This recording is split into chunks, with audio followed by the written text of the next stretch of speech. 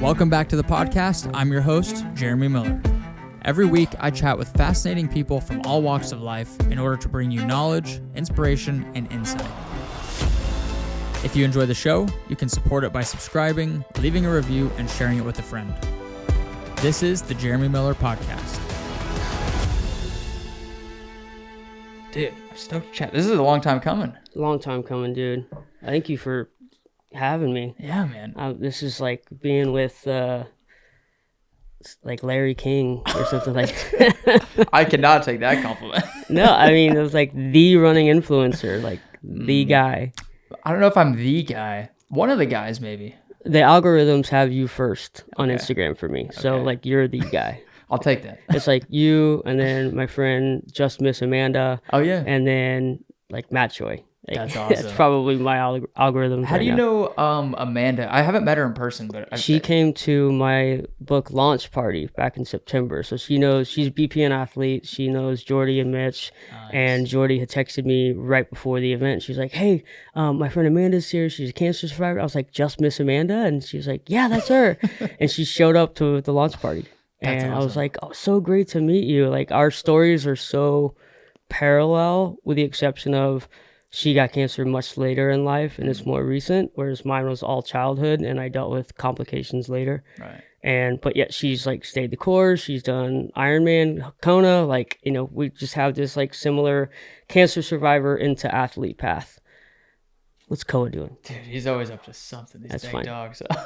That's incredible. Dude, I definitely want to dive into all this of just like the it seems so common from whether it's cancer or some sort of like intense life experience that leads people to things like Ironmans, triathlons, endurance sports. Right. Obviously, it's something with the mentality required. Yep. Well, that's the first part. It's like overcoming a challenge that you likely maybe wouldn't have thought about years prior.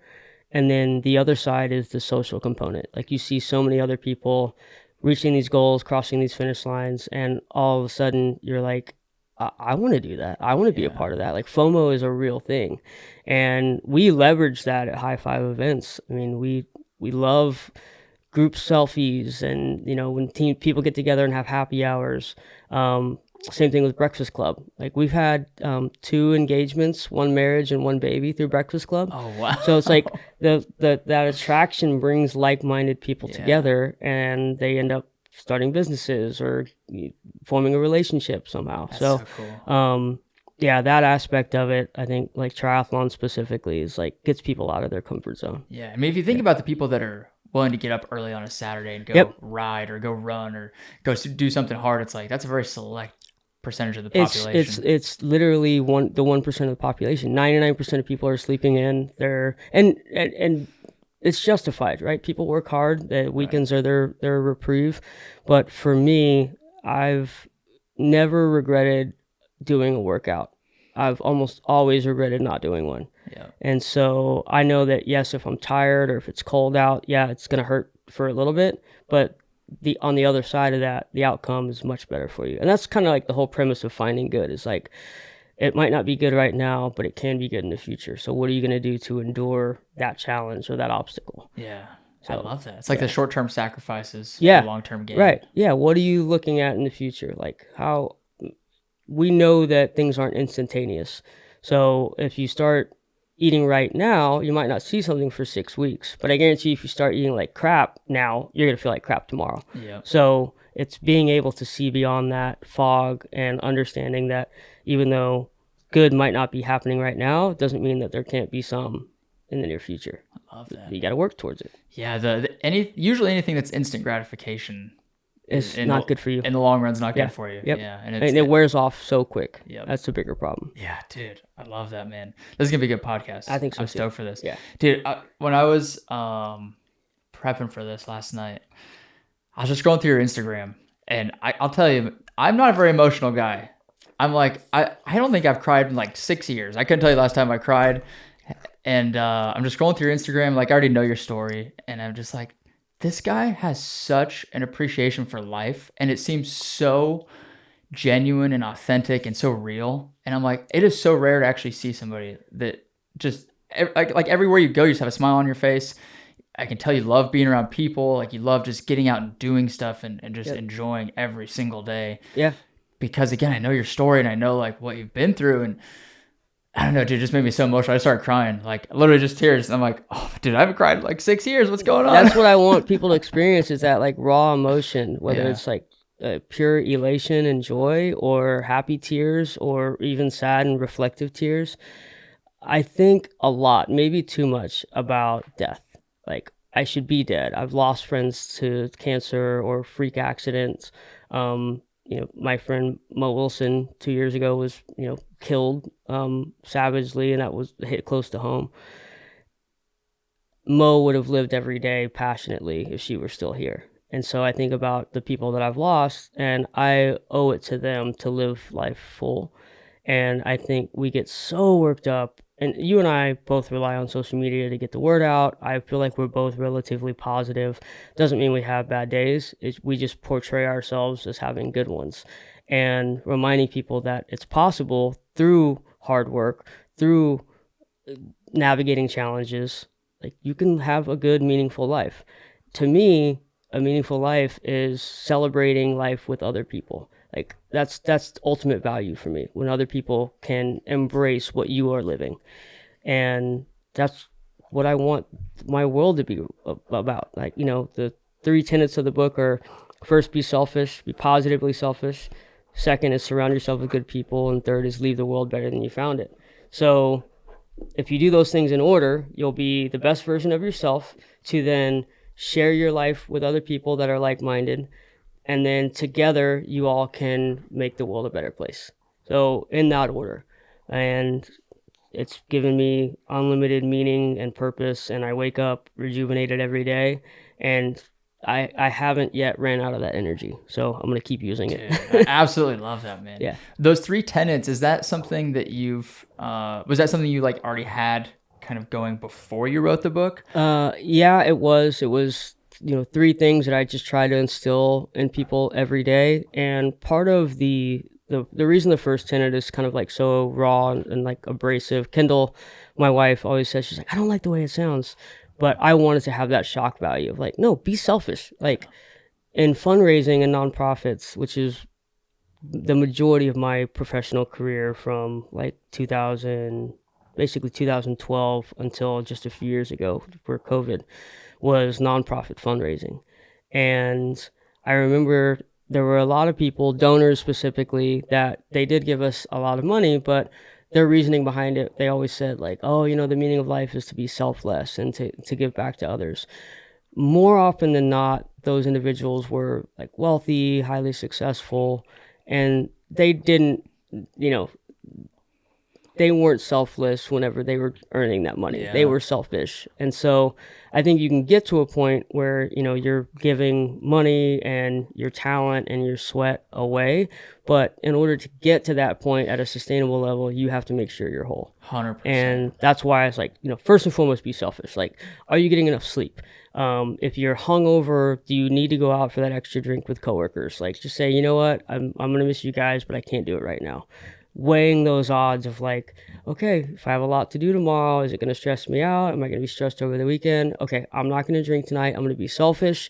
I'm going to get some good sleep. I'm going to wake up early, have a good breakfast, meditate, pray, do whatever you can to make sure that your mind, body, and soul are complete. Yeah. And then go surround yourself with good people, and then go better the world. Yeah, I think, the idea of being selfish, if you're like a good human, it's almost hard to be selfish, because you want to, please other people, and you want to serve other people. But it's like the old adage, you can't pour from an empty cup. Yep. Like, if you have nothing to give anybody else, it's like, then you're not going to give anything else to anybody. Yeah. That's so No, important. that's exactly right. And my mom, funny analogy, like can't pour from an empty cup.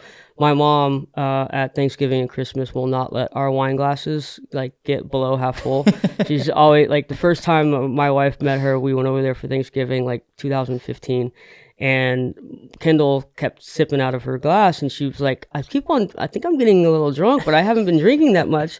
And my mom was like, oh yeah, I've been topping you off the whole time. Funny. And so it's like, if you have people that are there to replenish your energy, and you have a support system around you, when you're tired, then you can rely on others to get you back up to speed again. Right. And that again is being selfish, is like, surrounding yourself with good people in essence is deferring back to the first tenet, because you can be selfish with the people that you hang around with too. So like, I'm going to distance myself from people that bring me down or leave me feeling negative, or maybe they're just not in the right headspace or they communicate poorly. I'm going to separate myself from them politely and then pursue people like you, like my friend Jack, who owns High Five Events. He's the one that is him, Stacy, Dan are the trio that have made the Austin Marathon, 3M Half, Cap 10K, Cripple Tri, these celebrated events where they think about the best possible outcome for our athletes. They leave no rock unturned. They explore every possible way to make that experience good. They can do that because they've worked hard to get to this point of sustainability. Yeah, so, I love that. Yeah, it's one of my other favorite sayings is you're the average of the 5 people you spend the most time with. Like it's so true. Yeah, and at any given moment, someone may be doing worse than you. Someone may be doing better. There's that other saying, the grass is always greener. Yeah. Some people have never even seen grass. Of course, I might be referring to other parts of the world, but my friend Gilbert Tobanye of Gilbert's Gazelles, one thing you said a minute ago was like having the energy to like keep going and stay positive. Somebody asked Gilbert one time, like, why are you so happy after, what you've been through? And he said, I've already lived my worst day. So to get through that fire, to make it out of Burundi, to have a celebrated following here with the Gazelles that's, into its 3rd decade now, and to just have that legacy of saying, I've already had my worst day, so I'm going to live every day as though it's not. Yeah. Like, that's powerful. And with the book or with Gilbert's story, with your story, like, people might not be able to relate specifically to what you've been through, but there's some connectivity there that they can latch on to and say, okay, I haven't had cancer, but I've dealt with addiction, or I haven't dealt with addiction, but I've dealt with self-doubt and depression and fear. How can I overcome these things? By reading Mike's book or hearing Jeremy's story or reading about Gilbert. It's being proactive and conscious of where you can find inspiration. Yeah. If you remind yourself to do that every day, it'll be easy to find. That's so good. Yeah. It's another saying.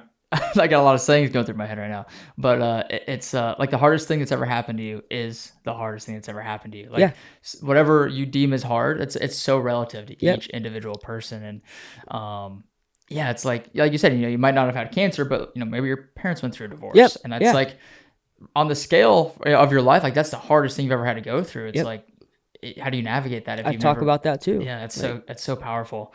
And you feel like obviously this, like all the shit you've been through, is that kind of how you approach each day now? Is like, well, I've already been through all this hard stuff, and this is all easy compared to what I've been through. That's exactly right. I wake up like every day is a new opportunity to do something good. Again, my jaw still hurts. Like some days I wake up and I have bad days, and I can tell the weather's kind of like in between hot and cold. It's like my jaw's gonna hurt today, no big deal. I wake up to my beautiful wife, our just loving, adoring dog. We get a walk in, get the adrenaline flowing, and before you know it, I'm feeling better. I'm up, moving, mobile, and then I remember I'm not in a hospital bed, or I'm not in jail, or I'm not living a sedentary life under the spell of drug addiction.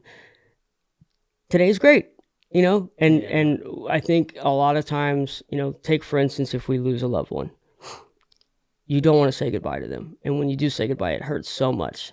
That pain is all of the unexpressed love that we have for that person. I feel like we should have the same feeling at the end of every day. When that sun goes down, that day's gone forever.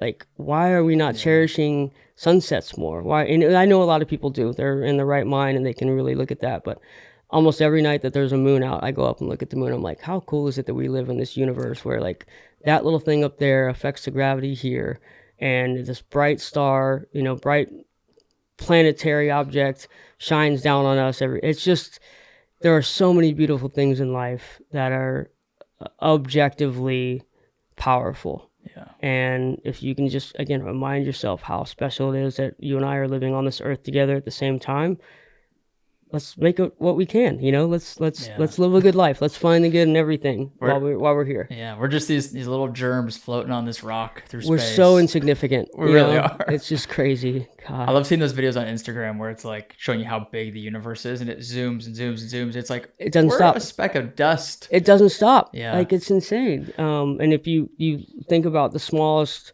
creatures that we have, like think of an ant or a flea or just microorganisms. It's like they think we're giants, and then we think about dinosaurs as giants, and then it's just so on and so forth. But we are tiny and insignificant, but we are significant and hugely powerful when relating to other people. 100%. Yeah. I think you mentioned earlier, you think about death maybe too much. I would argue, I don't think people think about death enough. That's why I wanted to convey. Yeah. Like I don't want people to be afraid of death, but I want people that when they die, when they think about their own mortality, that they are living in a way that their deceased self, whether you are a heaven spiritual believer, whether you think will be reincarnated, that your soul will be protected by the good deeds and the good people and the good that you found in this world. I think you can apply that through a religious lens. I think you can apply it through a secular lens. But if you just treat people kindness and don't be a bad person, then your soul's probably going to be taken care of. Knock on wood. Leave it better than you found it. Leave it better than you found it. Third tenet. I love that, man. Dude, I have this poster over here on the wall. It says Memento Mori. Always remember death, basically. Yep. And each little square is a week of my life. So it's like 0 to, I think it goes to 80 years. Every week I fill in one of those squares, and it's like you're counting them down. Yeah, that's what I'm saying. Yeah. Like, think about it this way, Jeremy. Like, I'm 38 right now. The average age for a male, I think, is like 78 years old. Yeah. So I have 40 good years left. Yeah, hopefully. That means I have only 40 summers.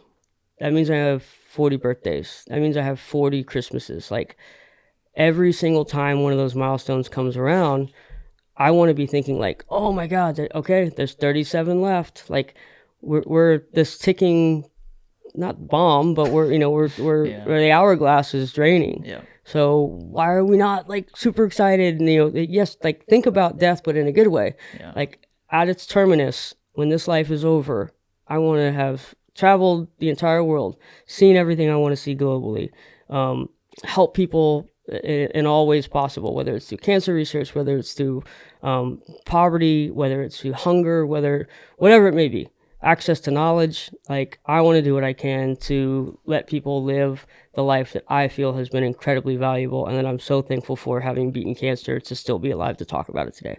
Have you always kind of thought of things in this way, or has this been like this evolving thing? It's been a slow evolution, for sure, because there were so many years that I was in the fog of either post-cancer pain, addiction to opioids, or both. And then even after that, after I got off all the drugs and I became more aware, it's like, gosh, I wish I had finished school on time. Then I would have a job. Then I would have money and I wouldn't have financial problems. And, I worked in retail bike shop making minimum wage for 5 years when I could have been working somewhere else. But those years at the bike shop gave me a trip to Kona, I got to climb Mount Kilimanjaro. I met many of my best friends, Jack, Jordy, got to know a lot of very good people in different running groups and cycling groups. So like now all those are basically sustainable, raw running, Eastside Beer Runners, Breakfast Club. So it's been a slow evolution of saying like, man, I'm so lucky. It's like I wasn't paying attention to all these good things happening, and I'm at a point in my life now where, done with a master's degree, done writing the book, I can reflect on everything that's happened essentially since meeting Kendall in 2015. And I'm like, that's a good life. I've done a lot, and I'm just getting started, I feel like. One day I want the Mike Thompson Finding Good podcast. Like who knows what will come of this. But I'm very inspired by people like you that, you're a good looking guy, you're athletic, you've got, wife, 2 beautiful dogs, beautiful house. Like, you could be an arrogant asshole.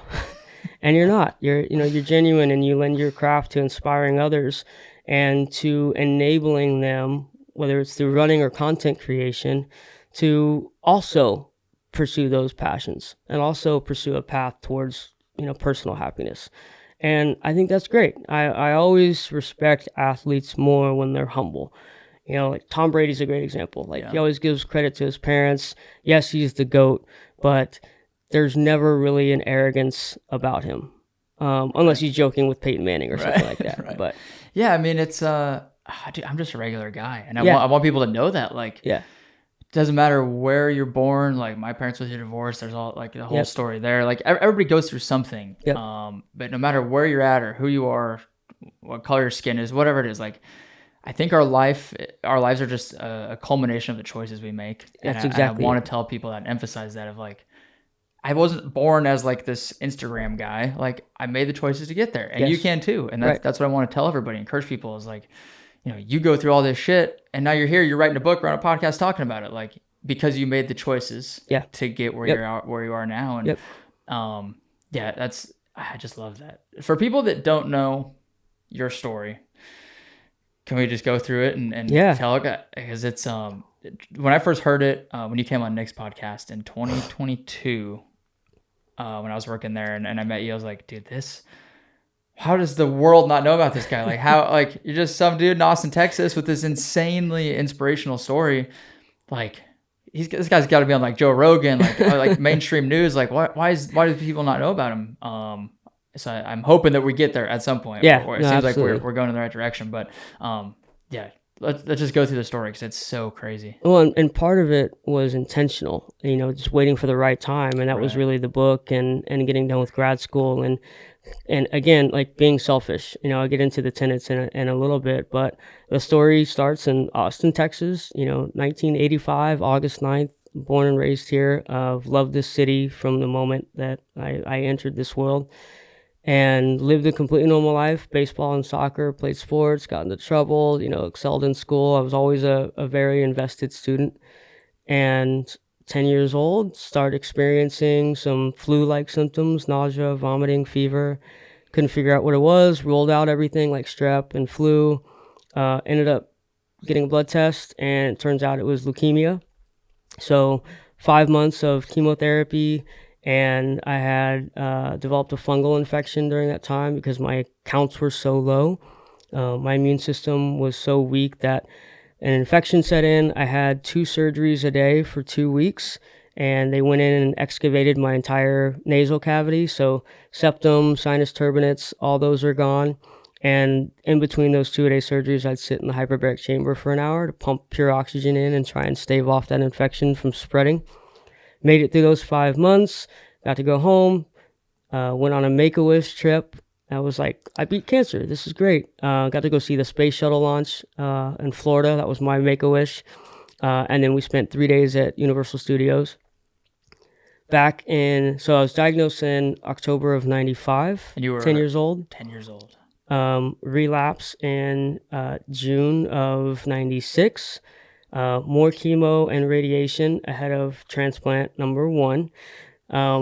Was only supposed to have 1 transplant. My donor, his name is Steve Girding, amazing guy from Illinois. We're best friends now. That's awesome. But he was unrelated, so he had no idea who it was. And the bone marrow registry keeps it anonymous. Had a transplant, the worst experience I've ever been through. Just mouth sores, constant fevers, had a couple seizures. At one point, my temperature spiked to 107.1, which a lot of people can die if your fever gets that high. And I remember, being in this little 2-foot by 3-foot like plastic bin that we made into a makeshift like bath. And I would sit in there and they just like covered me with ice to just try and get my body temperature down. 3 months of recovery from that. Started regaining strength again. 14 months after the first transplant, I relapsed again. They had enough marrow frozen from the first time that Steve didn't have to give. And in the book, I describe, in detail the first one, and I say the second transplant was just half as tough. Half the time, half the mouth sores, half the fevers, no seizures. So this is the one that stuck. After that, I get to meet Steve, heading into my freshman year in high school. Just elated to be a 3-time cancer survivor, 2 bone marrow transplants behind me, 50-something surgeries. Like, I did it. This is my story. 1999. It's fall again, October. Take a ground ball to the chin, baseball practice. Feel a little lump and thinking like, oh man, like that hurts like a lot, and there's like a little bump here. Like, what's going on? Bump doesn't go down, and it continues to get larger. And they're like, is this a cyst? Is this an abscess? Like, what's happening? Finally take a biopsy, send it to the Mayo Clinic. It's a tumor of osteosarcoma, bone cancer, that was likely caused by radiation from my first bone marrow transplant. So something that was supposed to help me ended up damaging, another part of my body. More chemotherapy for that, no radiation this time. January and February of 2000, have 2 really big rounds of chemo. The chemo is strong enough that it damaged my hearing, so it took 60% of my hearing away. Wow. And it's nerve damage, so that's irreplaceable. After probably 3 or 4 weeks of like researching the best way to attack the tumor, my mom decided that just going in from the inside of my mouth and like scooping it out was not enough. She wanted to get a full margin, which meant removing my whole lower jaw. In order to do that, you need a bone to replace it. So we were thinking rib, part of my hip, or the fibula, which would have been the perfect size. At that point, I started wrestling with, okay, the motivating factor, the motivation of beating cancer was to one day play sports again. Get back to competitive baseball, competitive soccer. I love sports. Pick up sports. I'd play basketball and football in the neighborhood. Played golf since I was like 7 years old. Absolutely obsessed with golf. Like, I just love being active. It's part of my DNA. And I was fortunate to be born into, a family, like a dad that supported me and taught me how to play catch, a mom that attended all my games, and she was the one that cut the orange slices with a couple other team moms to have at soccer practice. And the guiding force behind my wanting to live was returning to sports. And when the time came to talk about removing my fibula and asking about the recovery from that, they all but said, you could probably do some stuff after, but you're not going to compete at the same level. Like, you're just going to be so far behind, both in terms of growth. I was already a smaller guy because I hit my growth spurt right when I was having chemo. So, now I'm 5'3", 127 pounds, which I'm never uncomfortable on airplanes. Never have to worry about convertibles. Kendall sometimes has to reach up high to get sugar at the top of the shelf, but I love being my size. I've got a big heart, powerful heart from my years of soccer, so that's likely what kept me alive through it all, is this powerful heart and cardiovascular system. But reconciling the fact that I'm going to be missing the fibula from my left leg, it's going to be in my jaw now. The recovery from that is going to be 6 months to a year in terms of letting the swelling go down, letting the bones heal, all that stuff. So for me, the tumor was really like the pivotal point of if this goes wrong, I'm done. I don't want to fight anymore after this. It's a new cancer. I'm willing to do something to beat it. But if I suffer from this, I'm done. I don't want treatment anymore. Just let me die. So I'm at MD Anderson, March 16th of 2000. They remove, it's 12.5-hour surgery. It takes about 2.5 hours to go in and cut the lower mandible out and clear out the tumor. And then 10 hours or so to do the reconstruction. So removing the fibula from my left leg, removing a tissue of skin from that left leg that serves as my new gum, taking a skin graft from my right leg so that they can put it on the left leg where the tissue is gone, so that tissue starts to regrow. I had my jaw wired shut. I had a feeding tube going up through my nose, down into my stomach. I had a tracheotomy. I was breathing through a trach. I had a catheter in my cash and prizes area, so I didn't have to go to the bathroom. And I was on a completely liquid diet. And a week after that surgery, again, miserable. Just everything in my body hurt. How old were you during this? 14. Oh my God. So this was only 4 years after I was first diagnosed. And at this point, I've had, 50 or 60 something surgeries. And then the follow-ups come. A week after the main reconstruction, They go in and they realize there's an infection brewing. And I could smell the infection. And so they're like, we got to get in there now, clean that out. Otherwise, the whole bone could get infected, and then we would have to redo it again with your other fibula. Oh my God. So got to go in for this secondary procedure. And while that's happening, I've got the feeding tube going up through my nose down into my stomach. Well, it's cold whenever they put like Pedialyte or something in there. So I'm like, is there any way we can put it directly into my stomach? And they go, absolutely not a problem. We did it this way so that, we could ensure that you had the right nutrition going on throughout the procedure. So they're going to clear out the infection, inflate my stomach, put a new feeding tube in, and take the one out from my nose. They don't put me out fully with anesthesia. They just sedate me because they don't want me falling, all the way out. Like, they just wanted me to stay somewhat alert and awake so I would not stop breathing. I end up waking up like mid-procedure. So they had already finished extracting 2 more teeth and had cleaned out the infection in here. But they were getting ready to inflate my stomach, and I was like wide awake. But I had a cloth over my face, wet cloth, to keep my eyes from drying out. And I was like handcuffed to the hospital bed, the operating bed. So I couldn't move, and I couldn't tell them that I was awake, and my head was strapped down too. So they finally hear me moaning and turning and growling at them. And the nurse was like, oh, hey, he's awake, hit him again with the cocktail. So I immediately feel the onset of Demerol and morphine and Versed, this cocktail that they gave me. So you could feel everything. I could feel all of it. Oh my God. And I think my adrenaline was going so much that I felt the incoming relief from the pain medicine, but also came a huge wave of nausea. So I'm nauseated at this point, and the contents of my stomach start to come up, but my jaw is wired shut. I've got a feeding tube here and a trach. So where is this stuff going to go? And so it comes up out through my trach. It's just liquid, Ensure, thick, milky, viscous liquid. Clogs my trach. I can't breathe. I'm trying to breathe as much as I can. Finally pass out, fall asleep. And that's when I woke up 3 days later, and I wrote, little white tablet that had smiley faces that went into sad faces to monitor your pain level. And I just crossed through them, and I wrote, just let it kill me. I'm done fighting. This is stupid. What have I done to deserve being tortured? Doctors, nurses are incredible, but everything that they're doing hurts me. So what can I do? I don't want to fight cancer anymore. I want to be dead.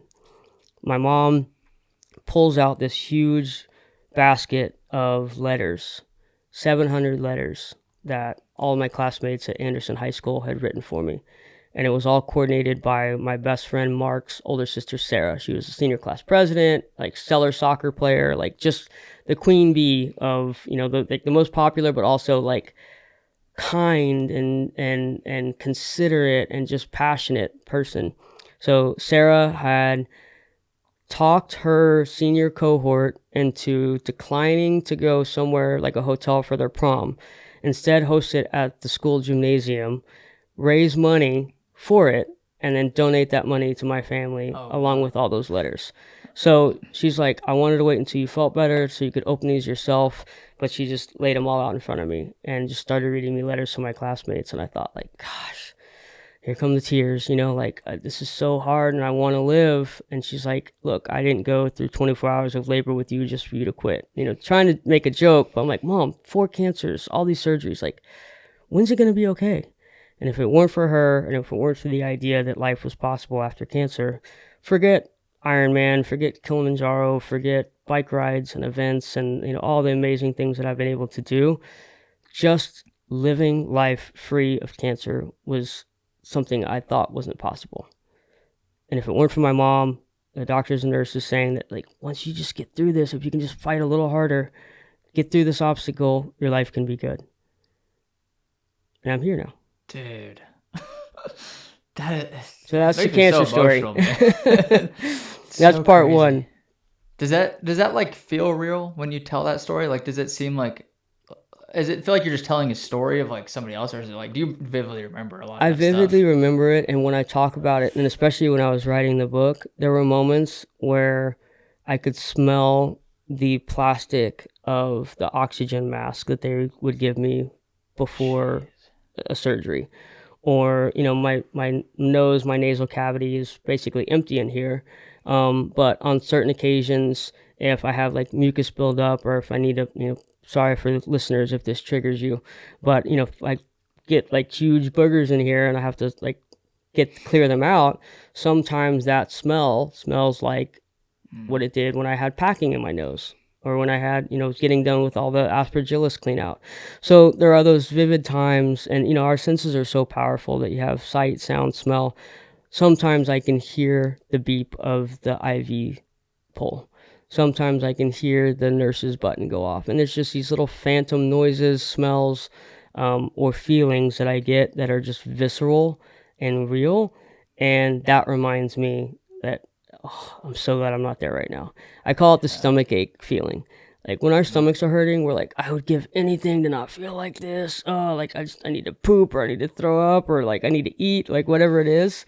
But then how often is our stomach not hurting, and we're not like just thanking life, Right. thanking God if you're religious, or thanking the gods if you're not. Like, oh, like my stomach doesn't hurt right now, I should be thankful and happy. Yeah. But we only think of that when we're going through rough times. Right. So I want people to appreciate all the times. Dude, what a wild story, man. And at 14 years old, starting at 10 through 14, like I couldn't imagine, like, dude, as a 14-year-old, I would have absolutely no idea. Even today, I don't know how I would go through that. I think about kids now. Kids, I think, are becoming more and more resilient and smarter early on. Yeah. I was thinking about my friend Will Bryant. He's the one that designed this artwork. He designs all the artwork for Breakfast Club, and probably almost every other run group or cycling group in town. Incredibly talented artist, even better husband and father. And his son James is 3, and I passed James the copy of the book when it first came in, and I was like, check this out, your daddy and I made this. And he goes, oh, I can't read yet.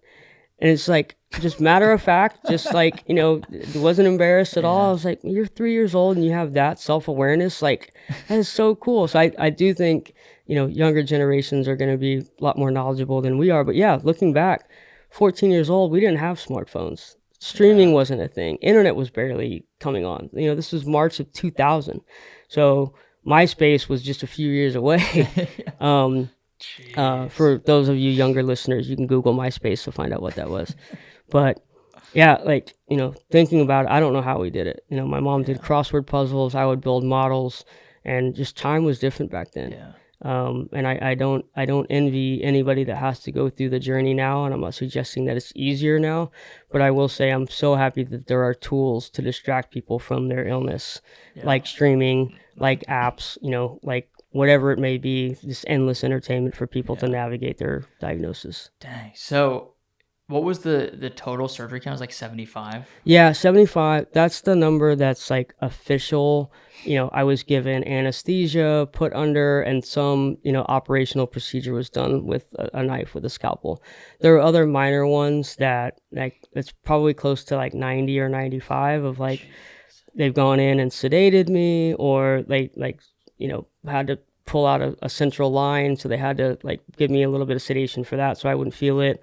And then the other ones are like, colonoscopies, endoscopies, anything that was internal that I shouldn't have been awake for. So I don't really consider those like the major surgeries. But between removing my nasal cavity, the facial reconstruction, putting in central lines, it's like 75 times to do that. 75 times is a lot of anything. But surgeries are just like, oh, this again? So yeah, that's 75 times of falling asleep, 75 times waking up in the waiting room, getting my oxygen level back up so I could go home or go back to my hospital room. Like, it's a lot. And I have to remember that, holy crap, I've been through the gauntlet, and wouldn't be here if it weren't for other people. So now I have the responsibility to give back to other people. I can't even wrap my head around 75 surgeries. Like, and that was all within the span of those 4 years, 10 to 14 years old? The major, like 50, 60 were between, diagnosis in October of 95 to end of the surgery and end of the reconstruction in late 2000. But then, I had dental implants put in. And then I've had, most recently, just in 2021, it was still during COVID because I was excited to have masks covering up my mouth. But I had essentially another reconstructive procedure where they made an incision above my gums and used a vibrating saw to separate the base of my teeth at the bone, and then straightened my jaw. I didn't have, and this is part of where the chronic pain comes in. So these teeth were unlevel for a while because I didn't have teeth down here. So these sunk down and in where these stayed straight. So in order to bring these back up, the only way to do that was to approach them separately. So they put in a bone screw in my bone right here, like into my cheek. And they did that PAOO surgeries. It's called, I'm going to butcher it, periodontal accelerated osteogenic orthodontics. Just called PAOO. But Dr. Christopher Bingham was my guy that did that. Dr. Barry Rauch was the orthodontist that put on braces. And then Dr. Whit Farr is the prosthodontist that built my new prosthetic. So that PAOO surgery was just a few years ago. So I've had, they will still continue on. Yeah. I just hope that they go more into normal type stuff. Yeah. Prostate exams and monitoring my health levels, getting physicals as I get older, as opposed to like cancer related stuff. Yeah. But the chronic pain, again, like continuing with the story after 2000, I didn't have bottom teeth here for a while. When they finally gave me a prosthetic, it didn't really fit that good. They tried a nerve block that only made pain hurt worse, and it just all shoots up the right side of my face to behind my ear. And I was literally just given 300 Vicodin or Norco a month, 180 gabapentin, 60 Xanax, 30 oxycodone, and it's like, here, take this and go home. This was, pain management with it started at MD Anderson, and then found a pain management place here locally, and many pain management places are great, but a lot of them end up being just pill mills. And my grandmother, God rest her soul, passed away last year, but she was hooked on pain meds for 30 something years. I discovered that at one point early on, and I apologize to my mom for airing this out loud, but hopefully grandma forgives me. When she came to the hospital to visit me, she would ask the nurses if she could have pain medicine, or if she could have some of mine. And I didn't know that until years later, but it's cruel to think about how powerful that addiction can be. Yeah. When you're in pain, when you're not in pain too, but when you're in pain and you feel like you have no other resolve. I was watching Tom Segura, one of his bits recently, and he's friggin' hilarious. He's so hilarious. Tom, if you're listening, love to see you on Rogan soon. But he talks about, he's like, I love morphine so much. It is the best thing ever, and I love taking it. And it's true. When that stuff hits, you're like, God, this feels good. And for me, it was so relieving in terms of pain. So I'm like, I'm going to keep doing this. Like the Vicodin works, the gabapentin works, the Xanax helps me calm down. 5 years, 6 years, 7 years go by of that same regimen. And at one point, I went on a mission trip and I came back. This was late 2000 or mid 2008. Financial crisis was just beginning. I didn't have any money, so I didn't lose any money. But I got back from a mission trip, and my mom had found the big drawer of all my empty pill bottles. And she was like, are you taking this much? And I was like, yeah, that's my regimen that I go back and forth to MD Anderson, or I go to this pain clinic for. And she's like, I had no idea you were in this much pain. I'm like, I told you, I have to go in, they have to cut tissue out every month. The prosthetic doesn't fit right. The teeth that had lowered down here on my right side have constant aching and pain on the right side of my jaw. This is just life. I thought this was life in cancer, after cancer. So she ended up finding out that our insurance, because it was cancer related, would cover the cost of rehab.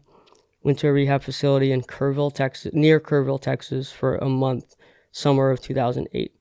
Took about 2 weeks for me to feel not violently ill, because I hadn't been without pain meds in six and a half years. From the withdrawals? from Yeah. withdrawals. Yep. So it's cold sweats, diarrhea, itching, eyes, tears constantly coming down your face, just feeling gross, just sweaty and tacky, and it's not a good feeling at all. It's That's gotta be basically such a hard. it's being hungover like multiplied by like 10. Like it's just the worst feeling. Like you'd give anything to not feel that way, which in my case meant like I could just pop a pill and feel better. Yeah. That's what I did for years. And it wasn't until that I realized I could live life without it that I, again, like you said, looking back on this stuff, like I'm able to relive all those things because it was such a large portion of my life. Cancer took, 4 or 5 years from my life. Addiction took an additional 5 to 6. So a decade of my life, entering my early 20s, half my life has been either in the hospital or under the spell of pain meds. I didn't want to live like that forever. So 2 weeks in, the rehab facility did a great job of like actually educating you. And one half of the campus was like court ordered, lifelong alcoholics, drug addicts.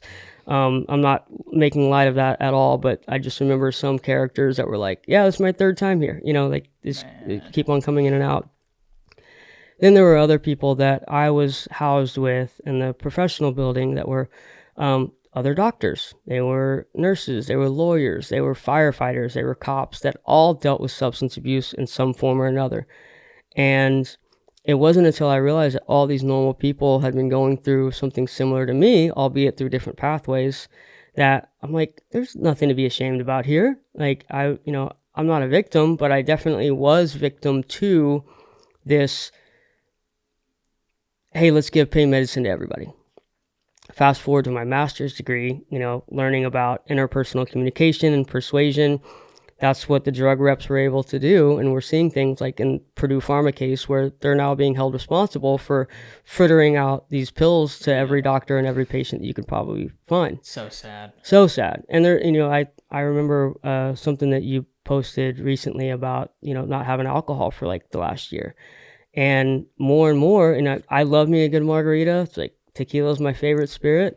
But I know that I don't feel good the day after drinking, and it's because it's a toxin. Your body has to filter through that. So if you're going through pain and you don't have access to pain meds, and like I have access to gummies through the Texas Compassionate Use Program as a cancer survivor. So lucky me, I have a remedy. But for people that don't, alcohol is the perfect solution. Just booze it up, your pain goes away. The next day, you're a little hungover. As soon as you get through your work day, hey, go out and have another drink, feel better. That cycle perpetuates over and over and over again. And yet, pills are still legal. Booze is still legal, highly legal and highly celebrated. But we have something, cannabis, that's part of the next chapter of the story. I feel like hindsight's 2020, so I can't say if I had access to cannabis then, I never would have gone down the path of drug addiction. Who knows? But I wish there at least was the option of it. So 2008, free of the drugs, and then that's what set me back on this chair, on this path. I'm like, I'm going to try running again. I'm going to try riding my bike again. I'm going to try working out. And then fitness took over.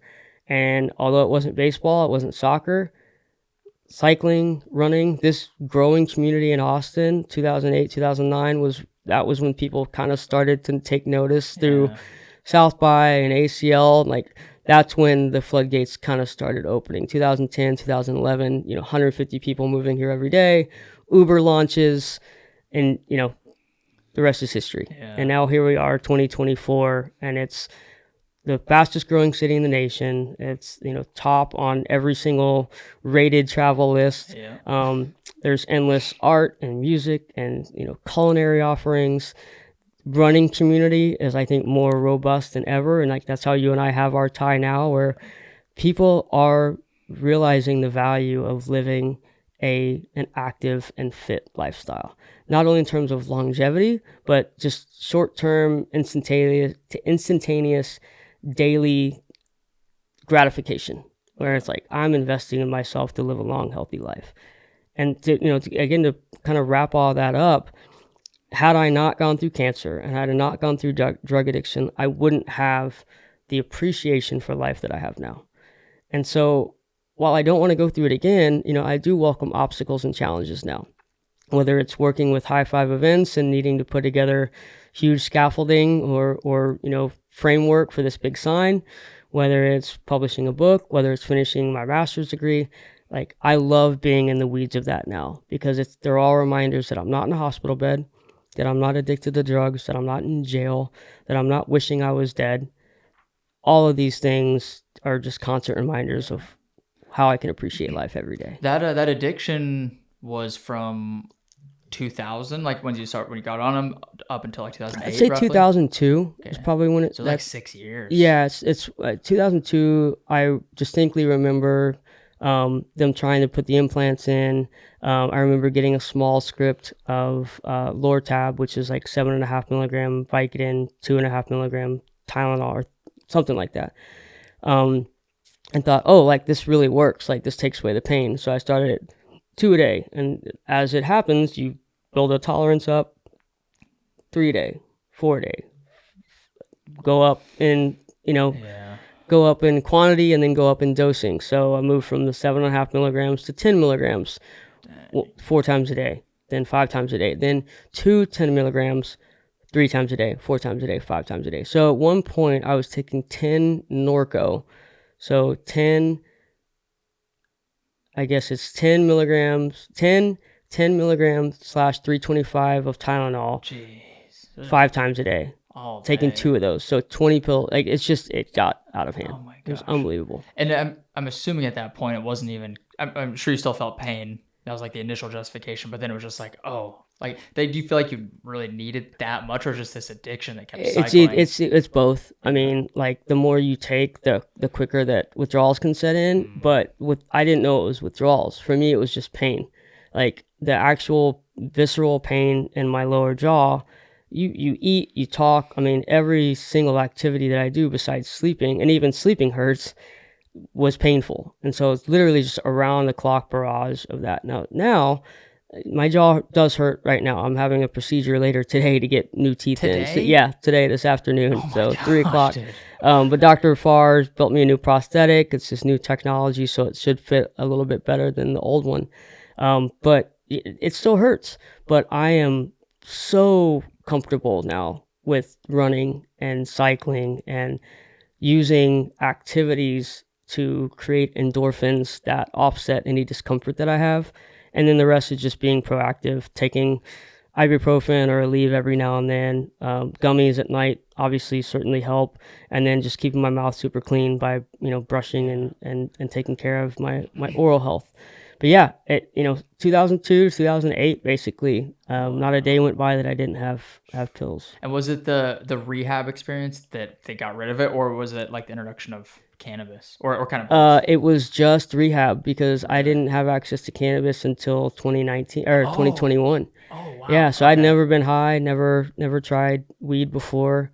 I knew a lot of people that did, and a lot of people that believed in it. And they did, engaged in weed almost exclusively, like they never drank. And I just never understood what all that was about because of the stigma. I grew up in a Christian household. I grew up going to church. And even now, I think many of the people that I did know when I was a child, they're probably still vehemently opposed to it, where I've researched it now and I understand how powerful the plant is. And I will be an advocate until the day I die, because of what it's done to transform the lives of people with epilepsy, people with neurodegenerative disorders like Parkinson's, MS, cerebral palsy, anything that has tics, tremors, any neurodegeneration, any neuropathy, tingling, numbness. Like, there's 150 different conditions that cannabis can treat if you know the right dosage and you have a physician that tells you what to do. So yeah, I from 2008 basically until 2021, that was the gap where I didn't have anything. Yeah, what was that like? It was fine. There were periods where I did engage in like alcohol, like drinking a lot. Like, right before I met my wife, I was like frustrated with work, a little depressed, and there were times when I would do, a six pack of beer 2-3 nights a week, and then I was feeding that hangover. And lost my way in terms of like being active, and always had something or someone to remind me of, the life that I should be living.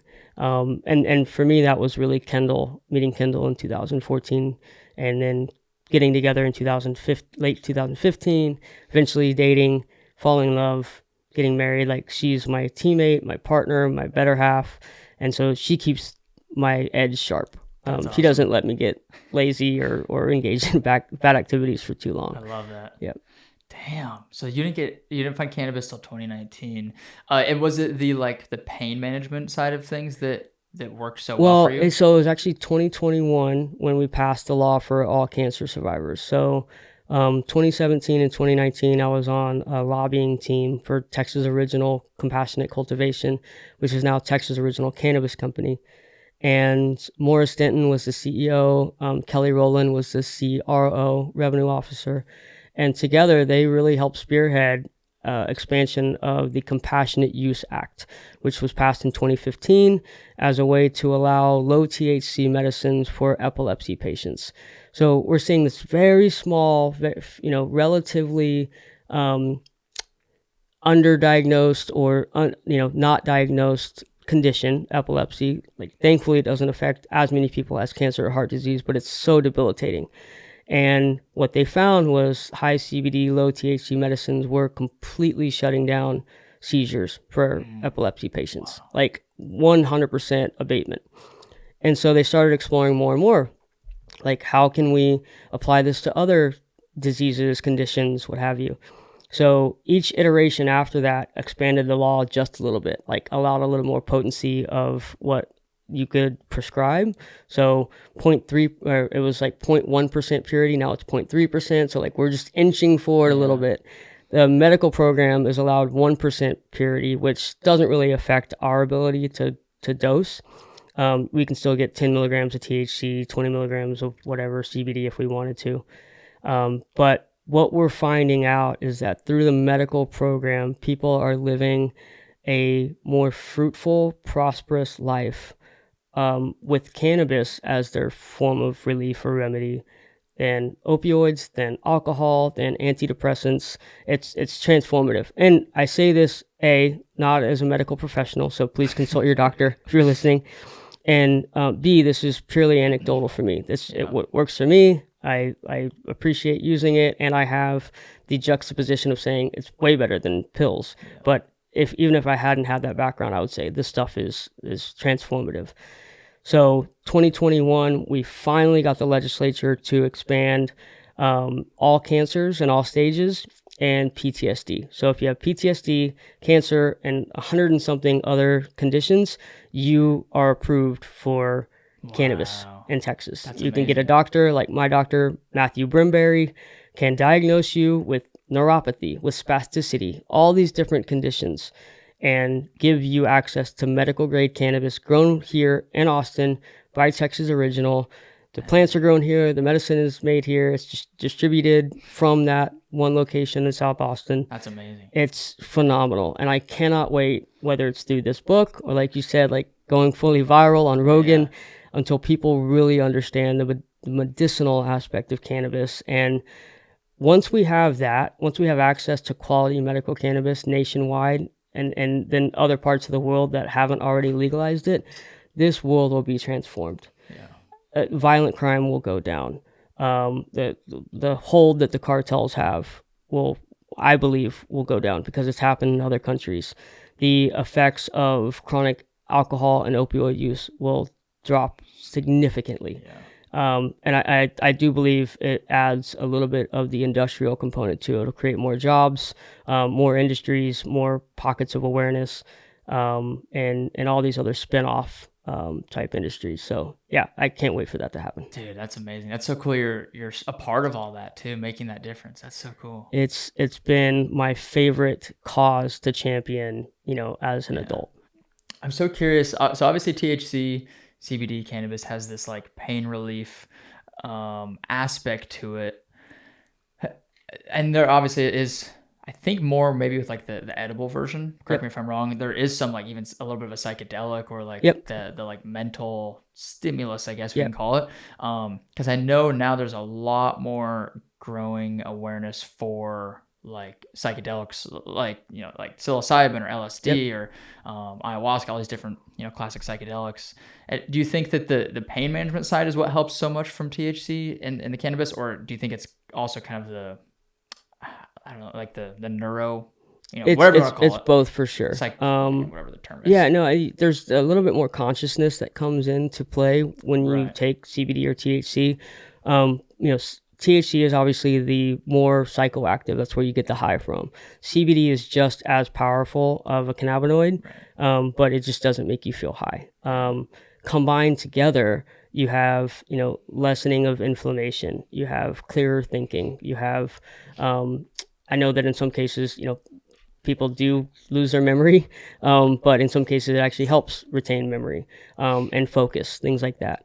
I do believe it's kind of like a two or even three pronged approach of yes, helping with discomfort and pain, but then also bringing your body back into homeostasis.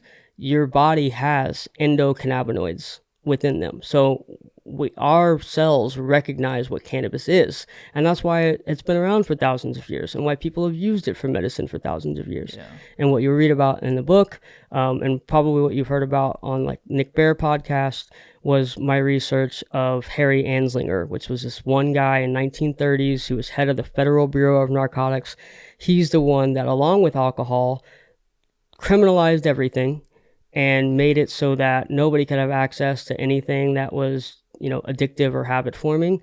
And then that's when Al Capone came around and, all the Teamsters and prohibition was not successful because the bootleggers just took over, crime went up. So they're like, all right, we'll legalize alcohol, but let's make sure that we, keep cannabis under wrap because that's evil. What was the reason for that? Because it's the devil's lettuce. There's Anslinger grew up in the early 1900s with a neighbor that had a psychotic issue, mental health defect, and she took cannabis to help with that. So she would scream if she didn't have it. And there's another amazing author called, his name is Johann Hari, and he wrote a book called Chasing the Scream.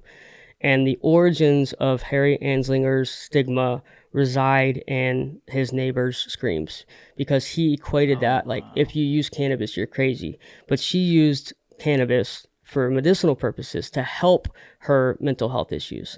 So his young, deformed childhood, mentality thought like, when I grow up, I'm going to make this illegal. And he did. And now we're dealing with almost 100 years of stigma that I believe personally, and in my own humble opinion, have contributed to chronic alcohol use, especially in America.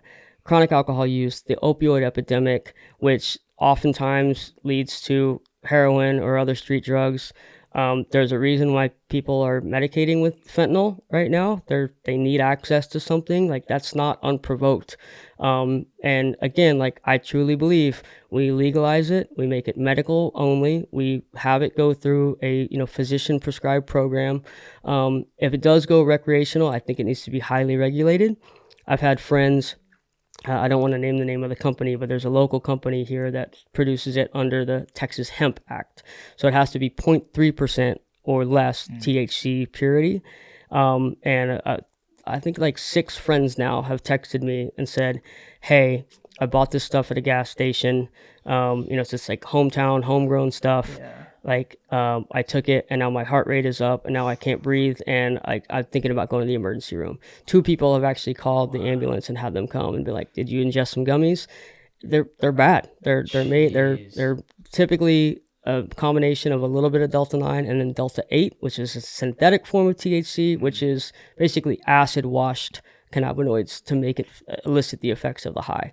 So again, like, when people that try that kind of stuff, it's doing a disservice to the plant because you're not getting the medical grade substance. You're getting garbage, and it throws your body even into more chaos. So I love this cause. I'm passionate about it, and I want people to be aware and equipped with all the knowledge they need to find the same prosperity I have as a cancer survivor, former drug addict, and now somebody that uses cannabis every day. Yeah, dude, that's so powerful that you're able to use your story, your experience to now go and lobby to government and get stuff That's actually it. passed and like Yep.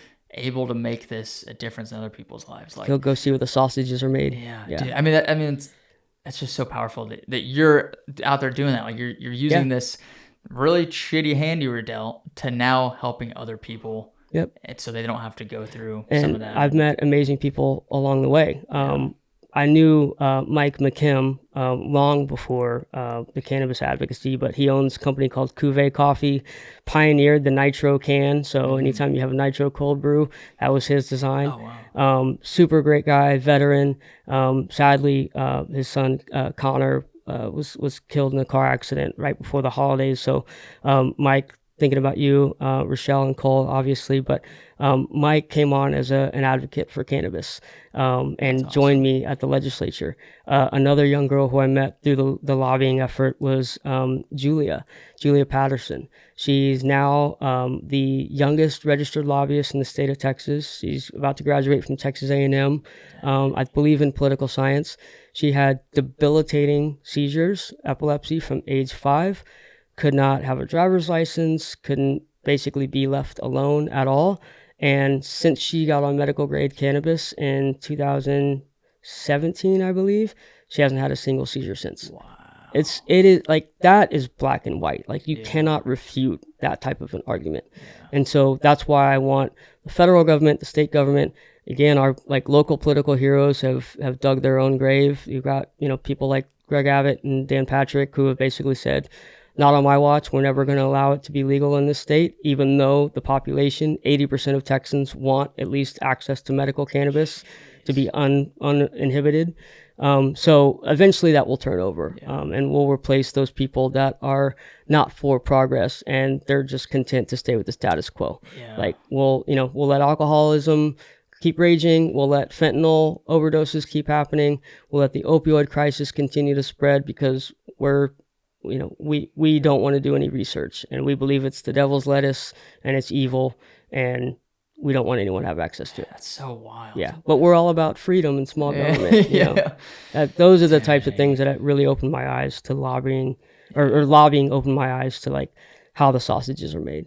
And it's an ugly process. It's probably why I'll never consider going into politics, because I don't want to give my soul away, but I'll do whatever I can as an advocate and as a lobbyist to affect positive change in the world. That's the problem with politics, man, is that people like you don't want to do it because it's so corrupt, and there's all this negativity with it, and it unfortunately attracts people that shouldn't be there. Well, and that's a very good point, because everyone that's in elected office right now they're focused on one thing, and that's getting reelected.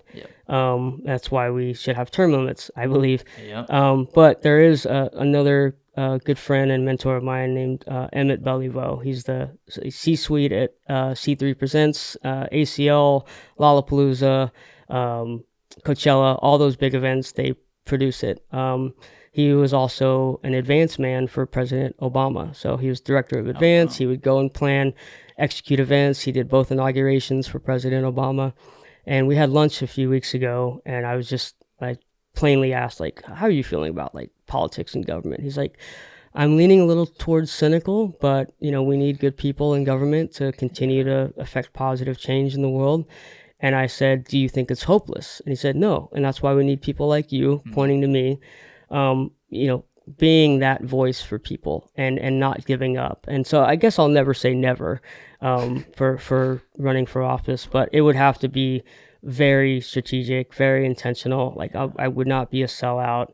I'm not very money or financially driven, so I don't think that I would fall into that. Hey, taking payments under the table or whatever that often politicians get caught doing.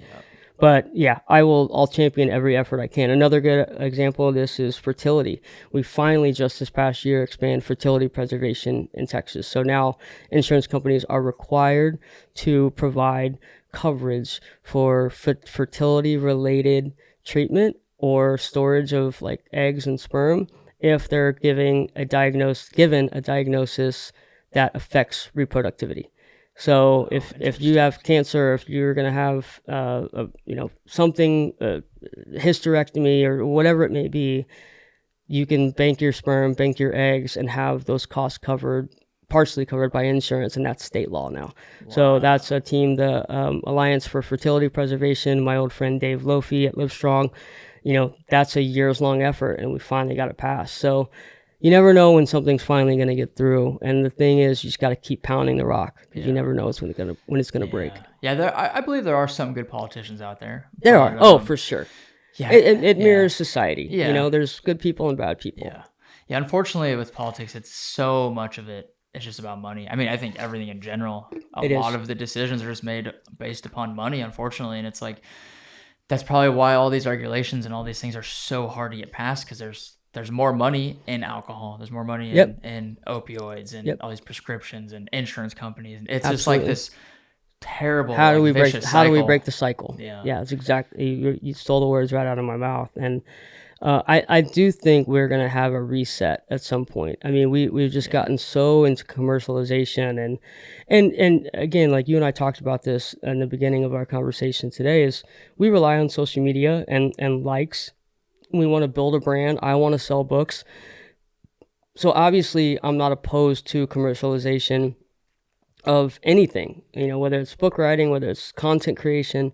But I do also try to live within, our means and my means. And Kendall, we joke about like, if we ever won the lottery, or if this becomes a million books sold and bestseller, and I start doing this public speaking thing, and we just have like tons of money coming in, would our life change? And we've both agreed no. Like, yeah, we'll pay off our debts. We might take a trip here and there, but we're not going to go out and buy. We're not really into jewelry. We're not really into fancy cars. We're not really into clothes. I wear literally almost the same thing every day.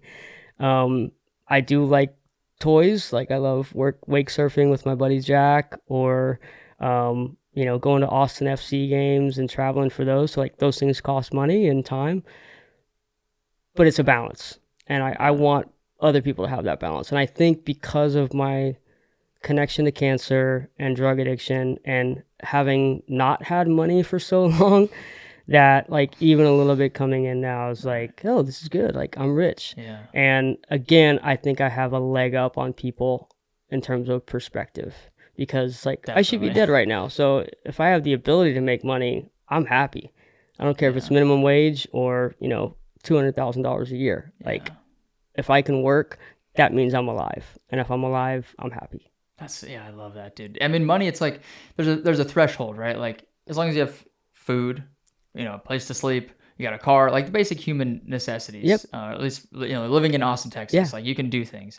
At a certain point, like, the more money you have doesn't translate or equate to your happiness. It's like, absolutely. I know so many people, or I hear stories of so many people, they have, anxiety or depression or something, and they get all this money and they think that's all going to go away. If anything, it just exacerbates. It adds more. Yeah. Because then you get more things and you have to keep up with more stuff. And just the stress of having money is anxiety ridden. Yeah. Once you can release from that and separate yourself. Yeah. So that kind of goes back to those tenets, like I think figuring out what makes you truly happy in a sustainable way. Because I know morphine makes me happy, but is it sustainable? Is it good for me? Yeah. So I think identifying those things, and that's that first tenet of like being selfish positively. Like, what are the things that I can sustain? What are things that are good for me and good for others that I can engage in? And then move into the next one with surrounding yourself with people, and then so on and so forth. Yeah.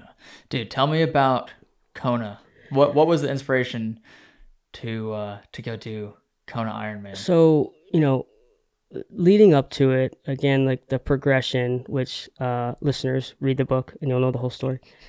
But the progression of triathlon started with cycling. I rode 100 miles around Lake Tahoe with the Leukemia Society and my bone marrow donor, Steve. Just a monumental event. I spoke in front of 2,500 people the night before in this big amphitheater that Sammy Davis Jr. and Dean Martin had performed at in South Lake Tahoe. It's just like super cool that I get to speak here. How's that make you feel? I would ask, like, how would those guys feel? Like, rest in peace, Sammy Davis Jr., but like, what's it like to have performed in the same arena as Mike Thompson? They're the lucky ones. Those are the pretty good. But yeah, that was a phenomenal experience. And then I got back from that, and Team in Training is the endurance fundraising arm for the Leukemia and Lymphoma Society. They still have amazing programs, but I think that's where a lot of people got their start, was like, hey, I can fundraise instead of paying for a coach. And in return for fundraising, you not only support a good cause, you get coaching, and it's built into your fundraising program. So I got kind of recruited by a guy named Steve Blackman, who is the coach, and my old friend Corey Smith, who was a swimmer, badass swimmer. And we had hung out socially, and they said, like, you can do triathlon. Like, I'll teach you how to swim, this, that, and the other. And my lung capacity is shrunk from chemo, from the first time I ever had it. And, I got the weak jaw over here, so it's like hard to breathe sometimes. And then my leg cramps up a lot on the bike and the run. So like kicking and swimming is hard. And I'm a short, stocky guy. So swimming isn't in my DNA. When they removed that bone from your leg, was it the entire bone? Yep. There's basically a little nub on the top and a little nub on the bottom. Oh my gosh. So nothing's there. And so when that atrophies, it like literally grabs, the entire area where that bone should have been. So nonetheless, started swimming little by little, Barton Springs, local pools, Big Stacy, Deep Eddy, and just got in the water as much as I possibly could and got really comfortable and really familiar with it. My first Ironman, I think it was like an hour 50. Kona, I came in at like an hour 34 or something, like much better, but like still not setting any records on the swim. But like, what are the elite guys swimming that in? 48, 49 minutes, something like that. Like they're flying. Yeah. And then like a good average person, I think, is probably around like 110. That's average pack. Correct me if I'm wrong, listeners. I've been a while since I've done an Ironman. To not drown is a win in my book. And that was the first Ironman at Ironman Texas. And so a year after Ironman Texas, or a few months after Ironman Texas, I get an email from Ironman Foundation, and they're creating this new campaign called Kona Inspired. And they want athletes that have inspiring stories that use triathlon to overcome an obstacle. And for me, that was believing that life was possible after cancer, yes, but also returning to a competitive level after drug addiction, after everything I'd been through. And I was training. I was set to do Ironman Cozumel the same year that Kona happened. But when Kona came along, I was like, okay, I really want this. Yeah. And they created an avenue for people that you had to have done an Ironman previously, and you had to create a 90-second video explaining why you believe the Ironman mantra, anything is possible. So I reached out to my friend Jose with Magic Spoon Productions, and I said, can you help me create a 90-second video? He was a rider for the Texas 4000. They are University of Texas students that ride from Austin to Alaska every summer. Oh, wow. Crazy undertaking for cancer. It's incredible. Texas 4000 for cancer. Shout out T4K. Met a lot of people from that group throughout the years. Spoke to them as well.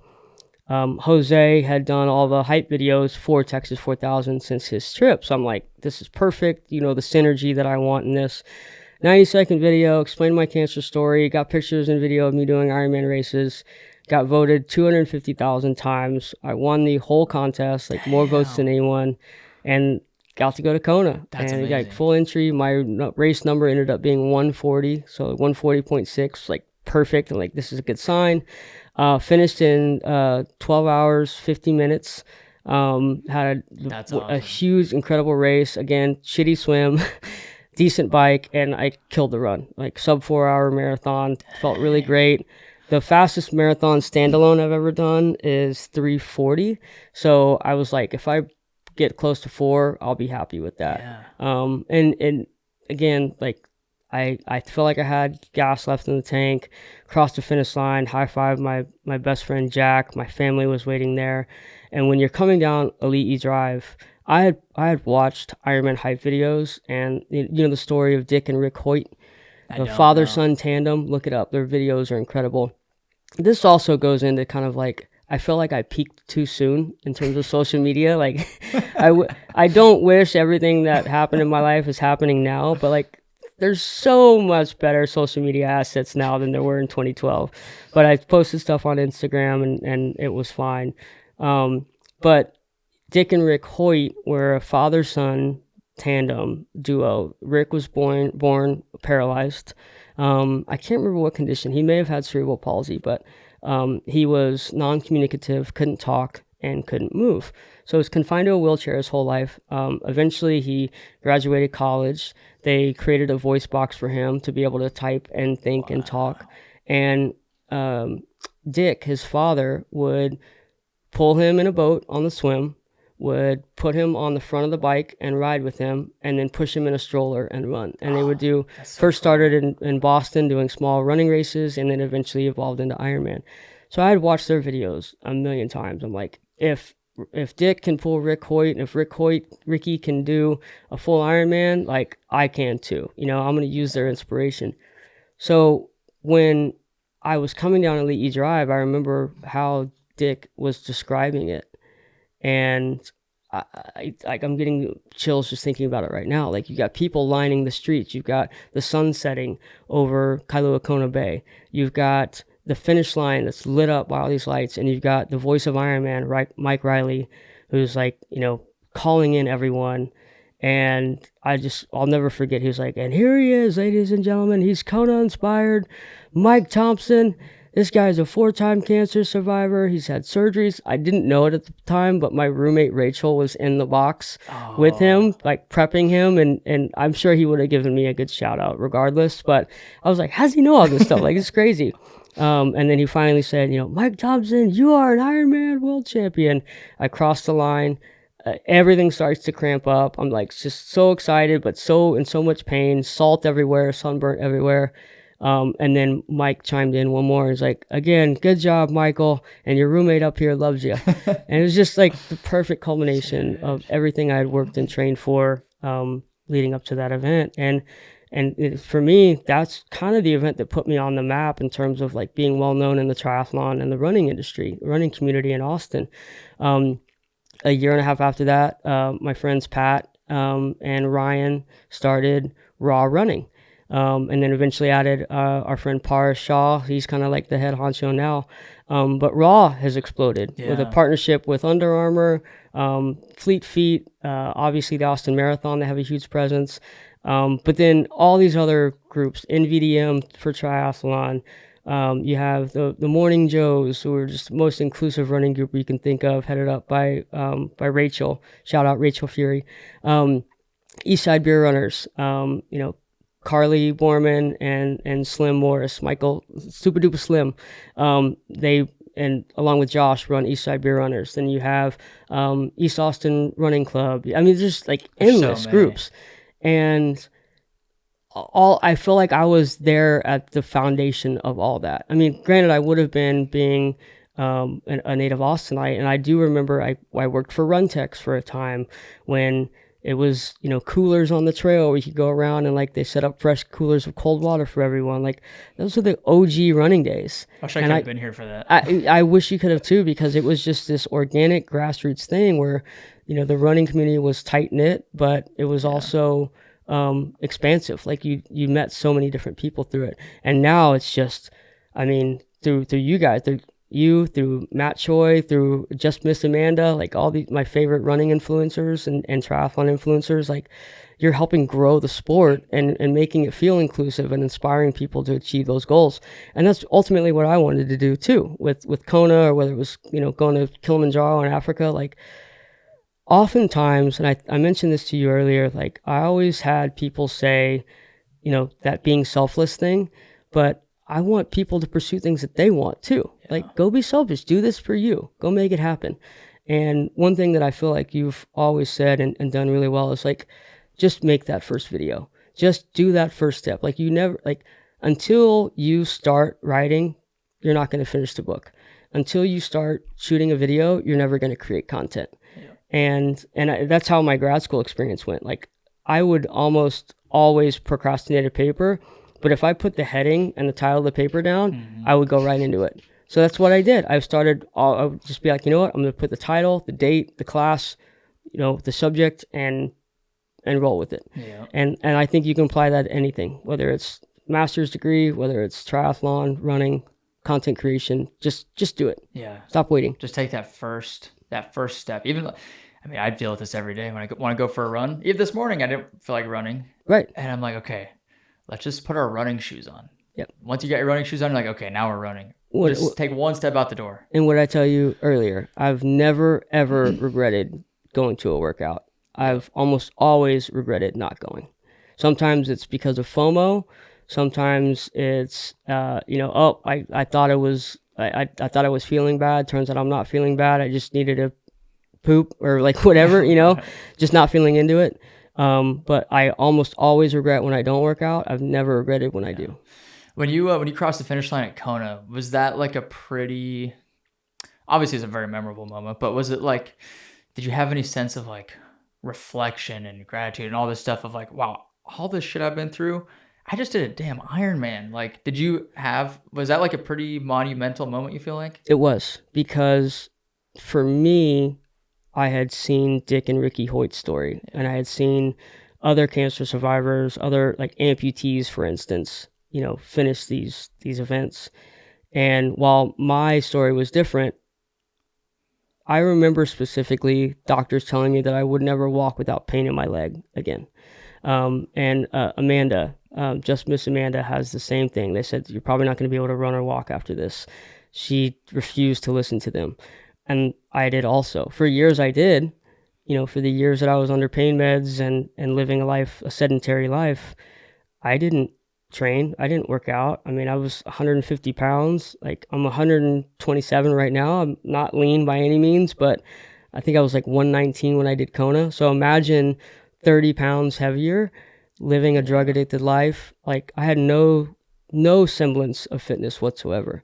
So to not only be back and like riding 100-mile races, running marathons, I did want to be fast. Like, one day I want to do Boston. I don't want to qualify for it. I've been offered a charity ticket, but I one day want to qualify for Boston. We'll talk about that later, Coach. I can help you out. But it's crossing that finish line refuted what that doctor said. And that doctor, by the way, I loved him. He was a plastic surgeon that reconstructed everything. But he's like, this is atrophy. This is trauma to your leg, muscle, bone, tissue, skin. Like, it's not going to heal the same way it was before. Just know that you're probably going to always have discomfort down there. And for years, I let that run my life. This is me. I'm a cancer survivor. I've got a chip on my shoulder. It sucks, but hey, I'm alive. And I'll just take pills every day until I die. Kona for me was that stamp of like, I am alive and well, and I can do anything that I want to do in this life. Dude, that's powerful. That's I'm reading this book. I'm rereading it. It's called Psycho-Cybernetics. Have you ever heard of it? It talks about how our brains, the human brain, has this, they call it like the servo mechanism, basically, whatever that means. But it's like whatever you input is what you believe, or whatever you input and you give it value, or like you let it influence you. Right. Like, that's what you become. That's what you believe. Incredible. And it's like, if a doctor tells you something and you take that as truth, that becomes your reality. Exactly. And especially when it comes from an authority figure. Exactly. Yeah. If it comes from a physician or a lawyer, doctors have this power where it's like, you have my best interest in mind, so I'm going to listen to you. And many of them did. Again, you can take things at face value, or you can take things knowing that this is what this person's interpretation of it is, but I'm going to do a little bit more research, or I'm going to test the waters here. And until you do that, you're not going to find happiness in anything. If you just let what other people are saying, and I think right now, especially in this like tense political climate where all of a sudden the truth seems to be debatable, like facts don't matter anymore. And it's just like, where have we gone in terms of civility and dialogue, and this country and around the world? And we're hyper connected through our phones to everything, yet we're so disconnected from each other that like even the truth, what is true and what's not, is in question. So I think now more than ever, we should be vigilant in pursuing knowledge and acquiring as much information as we can about whatever topic that we're involved in before making big decisions. Yeah. What did that look like for you? Okay, you've got this idea in your head from this doctor. I'm never going to be able to run again. I'm never going to be able to exercise the way I used to. How did you like negate that and say, you know what, I'm going to do it anyways? I didn't test anything until after rehab. And after rehab, I had this rejuvenation of emotions. I can remember listening to the song called No One by Alicia Keys. It's like, no Oh one, yeah, yeah, yeah. get in the way of what I feel. Let him hear it, baby. Yeah. I love Alicia Keys. But that song started playing in the car when my mom and I were driving back from Kerrville to Austin. I just like started crying.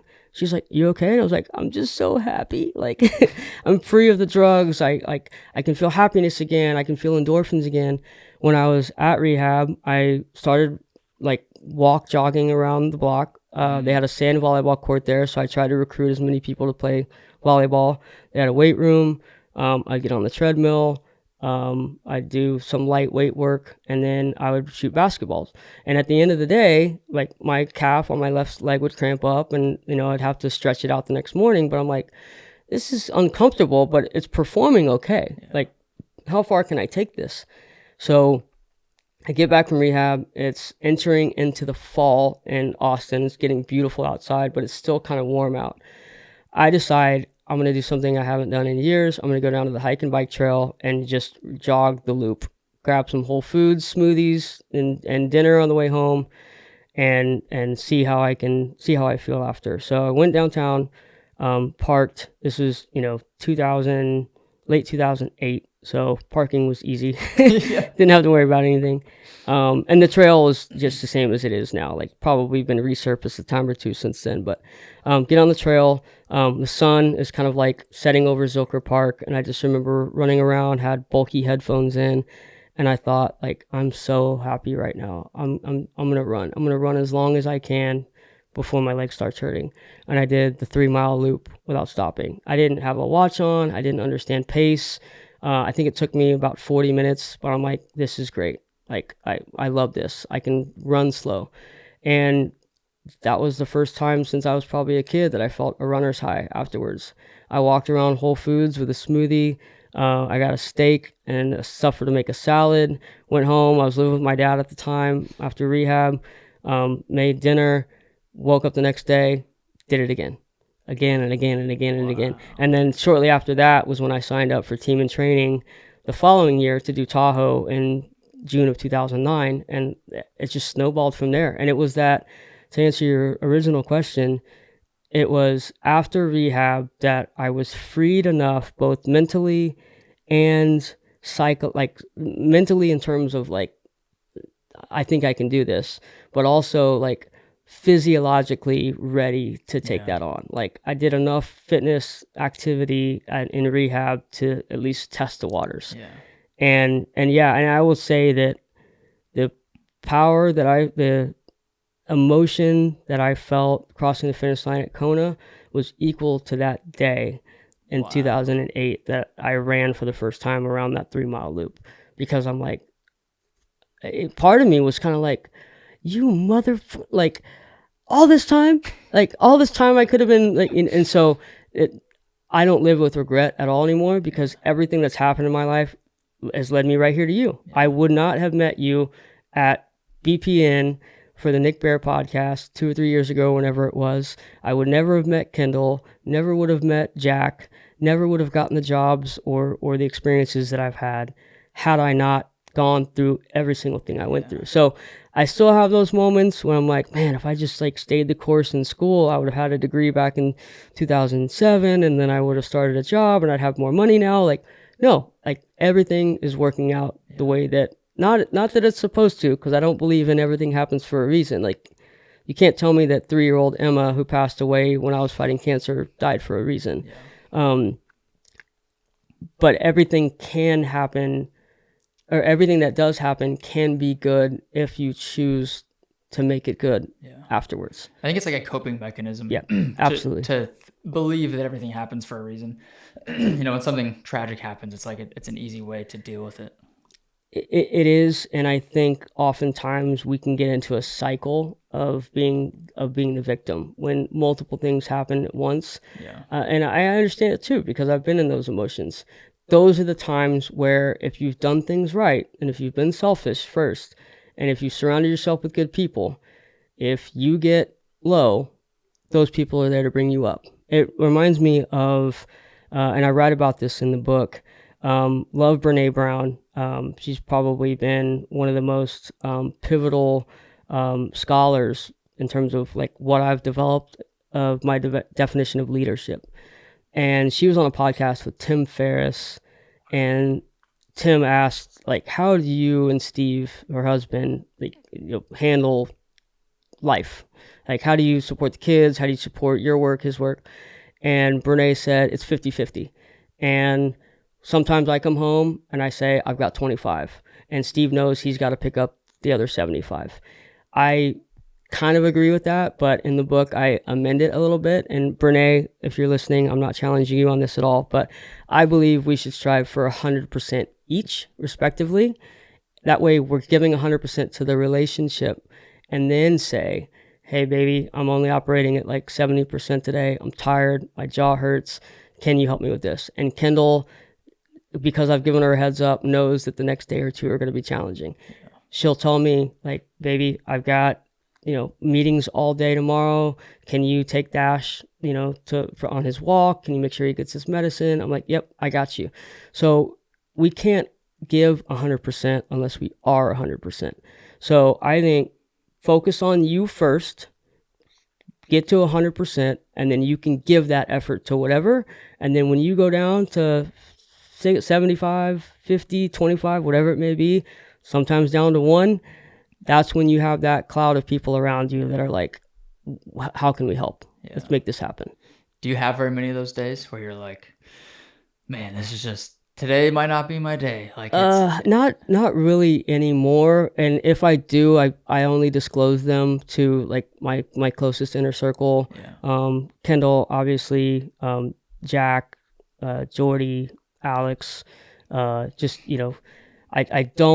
I don't feel like I have to keep up this persona of like, I'm always in a good mood, because I write about a lot of, quote, bad shit. Sorry for language, bleep that out. But a lot of bad shit in the book. And again, it's not to diminish that bad days can happen. Like, I still have bad days. I just choose to find the good in them. Yeah. or beyond them. Right? Yeah. Like, there's these periods of life when the storm hit in 2021 and shut down everything for 2 weeks, and power was out and people were doing whatever they could to cope. People died from it. Like, it's hard to find the good in that situation. Yeah. I had a bunch of friends, but my friend Nathan Ryan went around and brought water to people, like had a 4-wheel drive truck and brought cases of water to people that needed it. I thought, like, that, if you can't find the good, it's your chance to be the good.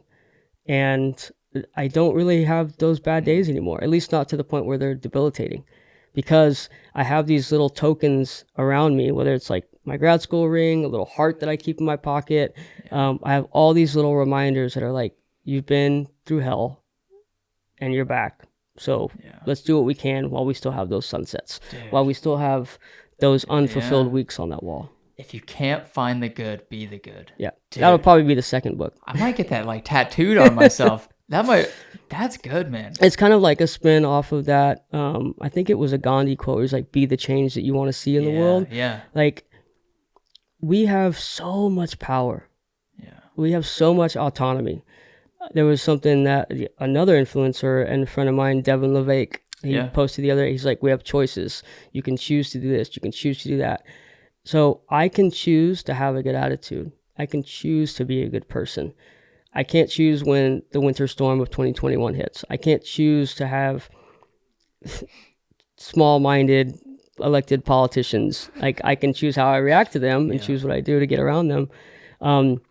But I think a lot of people let circumstances control their choices as opposed to letting their choices control their circumstances. Yeah. Is that how you landed on the name of the book, Finding Good? Because to me, when I read Finding Good or hear that phrase, it's like, it's just perspective. It's like that's it. I wanted their perspective, and I wanted there to be background. And I think I mentioned this to you earlier, that oftentimes whenever somebody has this like sunny disposition, or they say like, oh, like the key to happiness in life is being selfless, they're almost always wealthy, always highly successful. Like, and granted, I'm not saying that every person that donates time, money, or volunteers places are, like, not successful. That's not what I'm saying at all. But I wanted there to be enough background to say like, okay, Mike has been through a lot of bad stuff, and he's able to like find the good in every day and every one. Yeah. So I can do that also. The book was originally called To Hell and Back, because that was what 3 separate doctors said on 4 different occasions. They said, well, he's been to hell and back, and it's a miracle he's alive. The transplant number 1, he's been to hell and back. Like just out of nowhere, that was the quote that Dr. Sharp, Dr. Eames, and Dr. Myers had said at 3 different medical systems. And then Dr. Myers said it again later. So it's just, proving that, yeah, bad stuff does happen, but there's good in everything, or good beyond everything. Yeah. And if you can't find the good, that's your chance to be it. I love that, man. To Hell and Back is, I feel like it's almost has a little bit more negative. And that's what feeling Kendall, to it. like right out of the gate, Kendall was like, that's not you. Like, yes, it's powerful. It's a powerful quote. And there's a chapter in here called To Hell and Back. But Kendall, my mom, like all my inner circle were just like, no, like it needs to be more positive. Yeah. This reflects, when I think of Mike Thompson, I think of Yeah. this, like positivity. It's bright. It's got like, it's almost like cartoony feel to Yes, the cover. I wanted It's to like, have like whimsical Yeah. joy. And again, like this is all designed by Will Bryant, whose art for me just takes me to another place. And I was like, hey, dude, these are all my favorite things. I love sports. Tacos are my favorite food. I love waking up and having fried eggs that I got from Kendall's grandmother, from Frenchie. Born and raised in Texas. I love to travel. I love riding bikes. I love coffee. Pineapple's my favorite fruit. Like all of these things are just simple. I love the cool. beach. Like simple reminders of all the good that I've found. And I keep all of these things front and center in my life. And I hope they act as reminders or symbols for other people. And, the cover, the brightness of it is what I want people to feel when I'm around them, is that they are uplifted by my presence. And that's how I want the third tenet to be received, that leave the world a better place doesn't mean you have to donate thousands of dollars or hours of your time or, starting a charity or something like that. It can mean holding a door open for someone. It can mean if somebody cuts you off, just let it go. Like, you don't know what's going on in their life. So what would be the purpose of flipping them off, tracking them down, responding in kind? Like, it just doesn't do any good. And I realize, like, I am, people will admit this, like, I'm a very aggressive driver. Like, I can't stand people that ride in the left lane slow. Well, that just causes accidents. It does. And like, if people are texting, like, I wish I had some signage on the back of my truck that said, put your phone down, or like move over to the right, just because I'm like, people, like, They wouldn't see it because they're on their phone. Anyways. Exactly. Like, it just kills me. But you never know what other people are going through. And so again, choices, attitude, like you have the choice of whether or not you want to engage with someone that's frustrated you or pissed you off. And again, being the good, finding the good, surrounding yourself with good people, like all of those things are choices. What was was there like a specific moment where you're like, I need to write a dang book? Like what was like that? Oh that gosh. Switch that flipped. There were a few different moments where I'm like, this should happen. The first one was probably 2009 when I spoke in Lake Tahoe, because people came up to me afterwards and were like, do you have a book, or do you have a website that I can find somewhere? And then I'd probably say each like milestone since then, there's been that like idea, like first it was just the cancer, and then it was the cancer and drug addiction. Then it was the cancer, the drug addiction, and Ironman, Texas. Then it was, Kona and Kilimanjaro and all that. What ultimately pushed me to this, and I didn't realize it until like just a year or two ago, is I had an unchecked box that I wanted to finish. Not because I felt like I needed to, not because I felt like society told me I should, but I wanted to finish college. So 2017, I re-enrolled at Concordia, which is where I started in 2003. They had an integrated online program with real-life professors, and it wasn't like I'm not hating on online universities, but it wasn't like University of Arizona, where it was, multiple choice, go at your own pace. Like we actually had a schedule, a syllabus, all that. And it enabled me to work at night. So I could work at Livestrong during the day, finish undergrad at night. As I was getting near graduation, I thought, like, should I get a master's degree? Kendall, my amazing wife, has 6 degrees because she's a psychopath. But Dr. Burleson would come home at night and work on a paper or a project or something for her MBA or for her doctorate, and I would watch ESPN, like sports highlights. And I'm like, I'm not really contributing the same level as she is to this relationship. And she's an alumnus of Texas State University. So it's like choosing between University of Texas or Texas State for a master's in communication. For me, communication is the one commonality in all industries. Yeah. You got to be able to communicate with your internal people, your external people, what your mission is, what your product is, external stakeholders, other industries. Like, you have to be able to communicate. That's it from like the practical level. From the theoretical level, communication is about symbols and language and how we interpret what others are doing. You're communicating to me right now that you're understanding what I'm saying because you're nodding. I'm speaking at you and I'm looking you in the eye to let you know that you have my undivided attention. We're always communicating with the world around us. So grad school for me was that continuation of like, let me explore this a little further on what exactly I want to share with the world around me. And little did I know, grad school like transformed my life. Not only do I have lifelong friends like that are professors now, like Dr. Manzuk and Dr. Stephanie Daly, who's like one of my best friends now. Her and her husband Pat are actually co-owners of Goodwill Provisions with my friend Ian and Mason, and then Christine Anderson, who's an amazing yogi. Like, we're all just in this, kind of like big group of fitness-minded friends now. Is there anybody that you don't know? I hope so. Like, I hope there's still people that I haven't met yet. But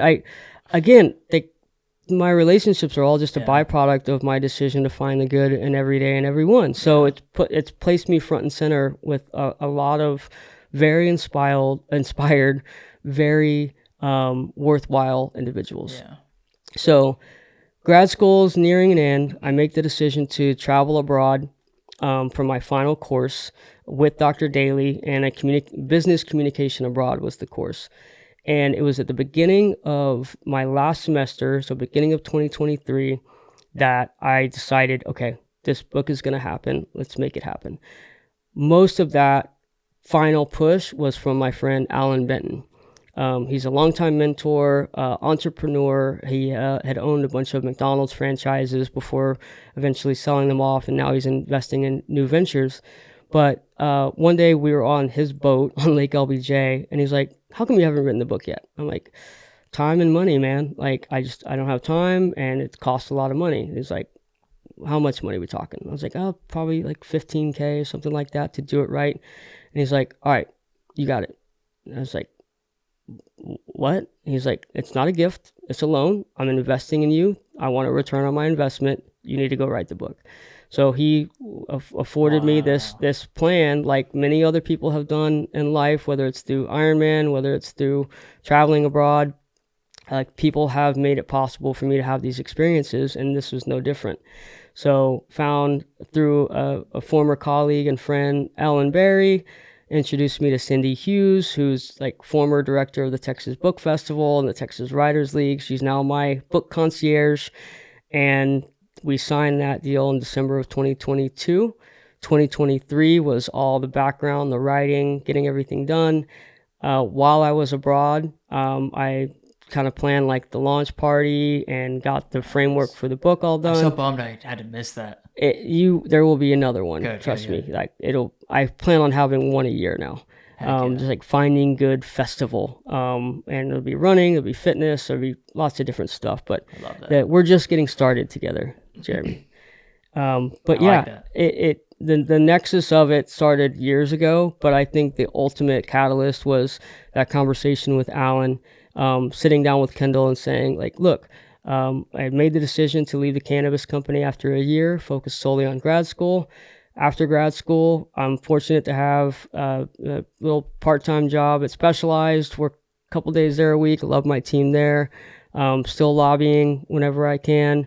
working with High Five events, producing events. So, making money a lot of different ways. But I said, baby, like, pay is going to be a little hard moving forward. You're going to be the sole breadwinner. Why I invest in this. And she's been such a rock. Kendall, my wife, has been so powerful through all this to make it possible.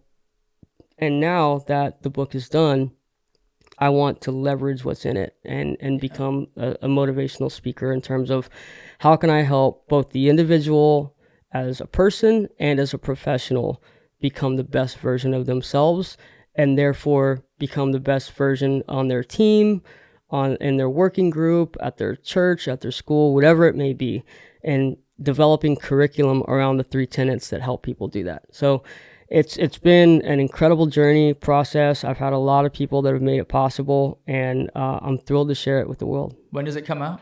March 16th, the anniversary, 24-year anniversary of my final cancer removal. So the tumor reconstruction. So March 16th, 2000 was the... Yep. Wow. Yep. Dude, I'm so excited to read it. I cannot wait. I hope that... I pre-ordered it yesterday. Well, and this is, I've got your copy coming, so you'll get that version. I'll get one and I'll gift one. Yeah, love it. Yeah, perfect. And that's what I hope people do. If you want to know, go to findinggood.co. You can pre-order the book there. Pick it up at Central Machine Works between 12 and 3 on March 16th. That's Saturday. I'll have like pizzas and drink specials and stuff for everyone that comes out. It'll be right after one of our Breakfast Club rides, so hopefully pretty good turnout for all that. But we've already pre-sold 2,000 books. Wow. The goal for me is 10,000 when all is said and done. So hopefully we get there, knock on wood. But if one person gets it and they're helped by it, that's good enough for me. That's amazing. Yeah. That's what it's all about. Yep. What was that process like writing the book? Like, are you a natural author? I feel like I'm a good writer. I actually love writing papers. Grad school wasn't easy, but I enjoyed every minute of it because it was so many papers. Yeah. And so I feel, and it's academic writing is much different than, memoir writing, but it was tough because what do I include and what do I not include? Right. Like, there's so many people that are involved along the way that were, in the book previously. And then, Cindy, I'm not blaming you, by the way, so don't think that I'm throwing you under the bus here. But she'd say, like, well, you don't mention that person again, so I'm not really sure it's good to introduce them. Might confuse the reader. Or there were certain instances where I included far too much detail, and she's like, this isn't necessary. Like, you repeated this earlier. Or it's just... It was like being graded for a class that I wasn't in. Right. And so it's challenging. And I'm so thankful for Cindy because there are so many things that she caught that I either repeated or that didn't need to be there, or I worded them wrong, or I missed something altogether. She's like, talk more about how you and Kendall got engaged. Like, what was that like? I focused so much on the bad things that I forgot to highlight all the good stuff. So it was an arduous process. I was on another podcast recently and they said, what advice would you have to people that want to write a book? And I said, don't write a book, because it's like the hardest thing you'll ever do. You'll hate yourself by the end of it. But that's why you should write a book. Well, that's actually my real answer is like, if you want to write a book, you should, because it is so self-exploratory. It's cathartic. It enables you. I'm a big fan of journaling, but I don't do it enough. And so this was kind of like my answer to saying, like, you know what? I haven't journaled all these years, but I have a very good memory about how events went. Let me chronicle them in this as a starting point to catch me up to now. And now moving forward, I can keep journals. So now I keep a weekly journal where I can just write down what I did. Like, I don't have to do something for every day, but I can say, this week, Dash had a vet appointment. Everything looks good. Getting new teeth Thursday, today. Austin Marathon is this weekend. Super stoked. Built a ton of scaffolding and J-hooks for this huge sign that's going on the Palmer Event Center. Like, highlighting that stuff so that in the future I can remember it, better. Yeah, journaling is so powerful. It's so therapeutic. It's so good for you. It really is. Yeah. Do you feel like kind of that process of recounting all these stories and everything that's happened, and now having it like in a physical copy, like something you can give out to people and say like, this is, in a way, like, this is my life, like, here, take it. It doesn't seem real yet, Yeah. Jeremy. It seems it's surreal because I've been thinking about it for so long. I mean, like pre 2009 and probably even before that.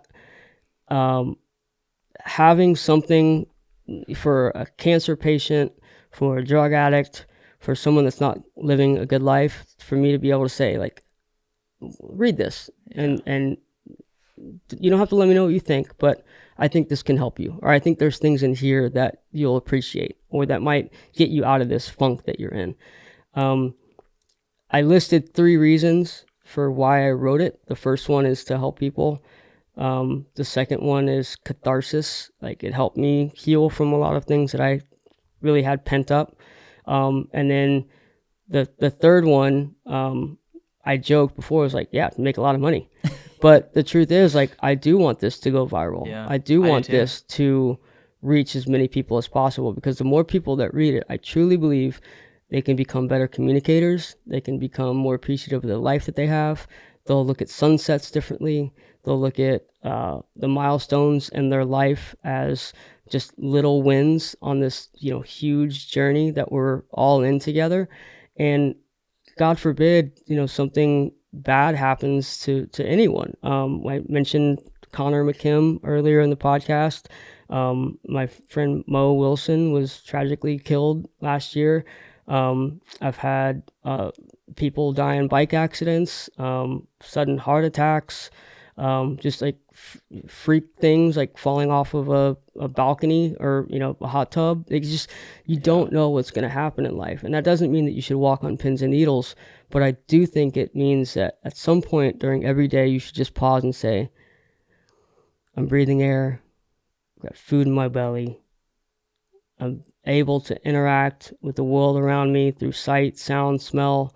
Not everyone's able to do that even. And so again, yeah, the grass might be greener somewhere, but some people have never even seen grass before. Yeah. So let's appreciate what we have. Damn.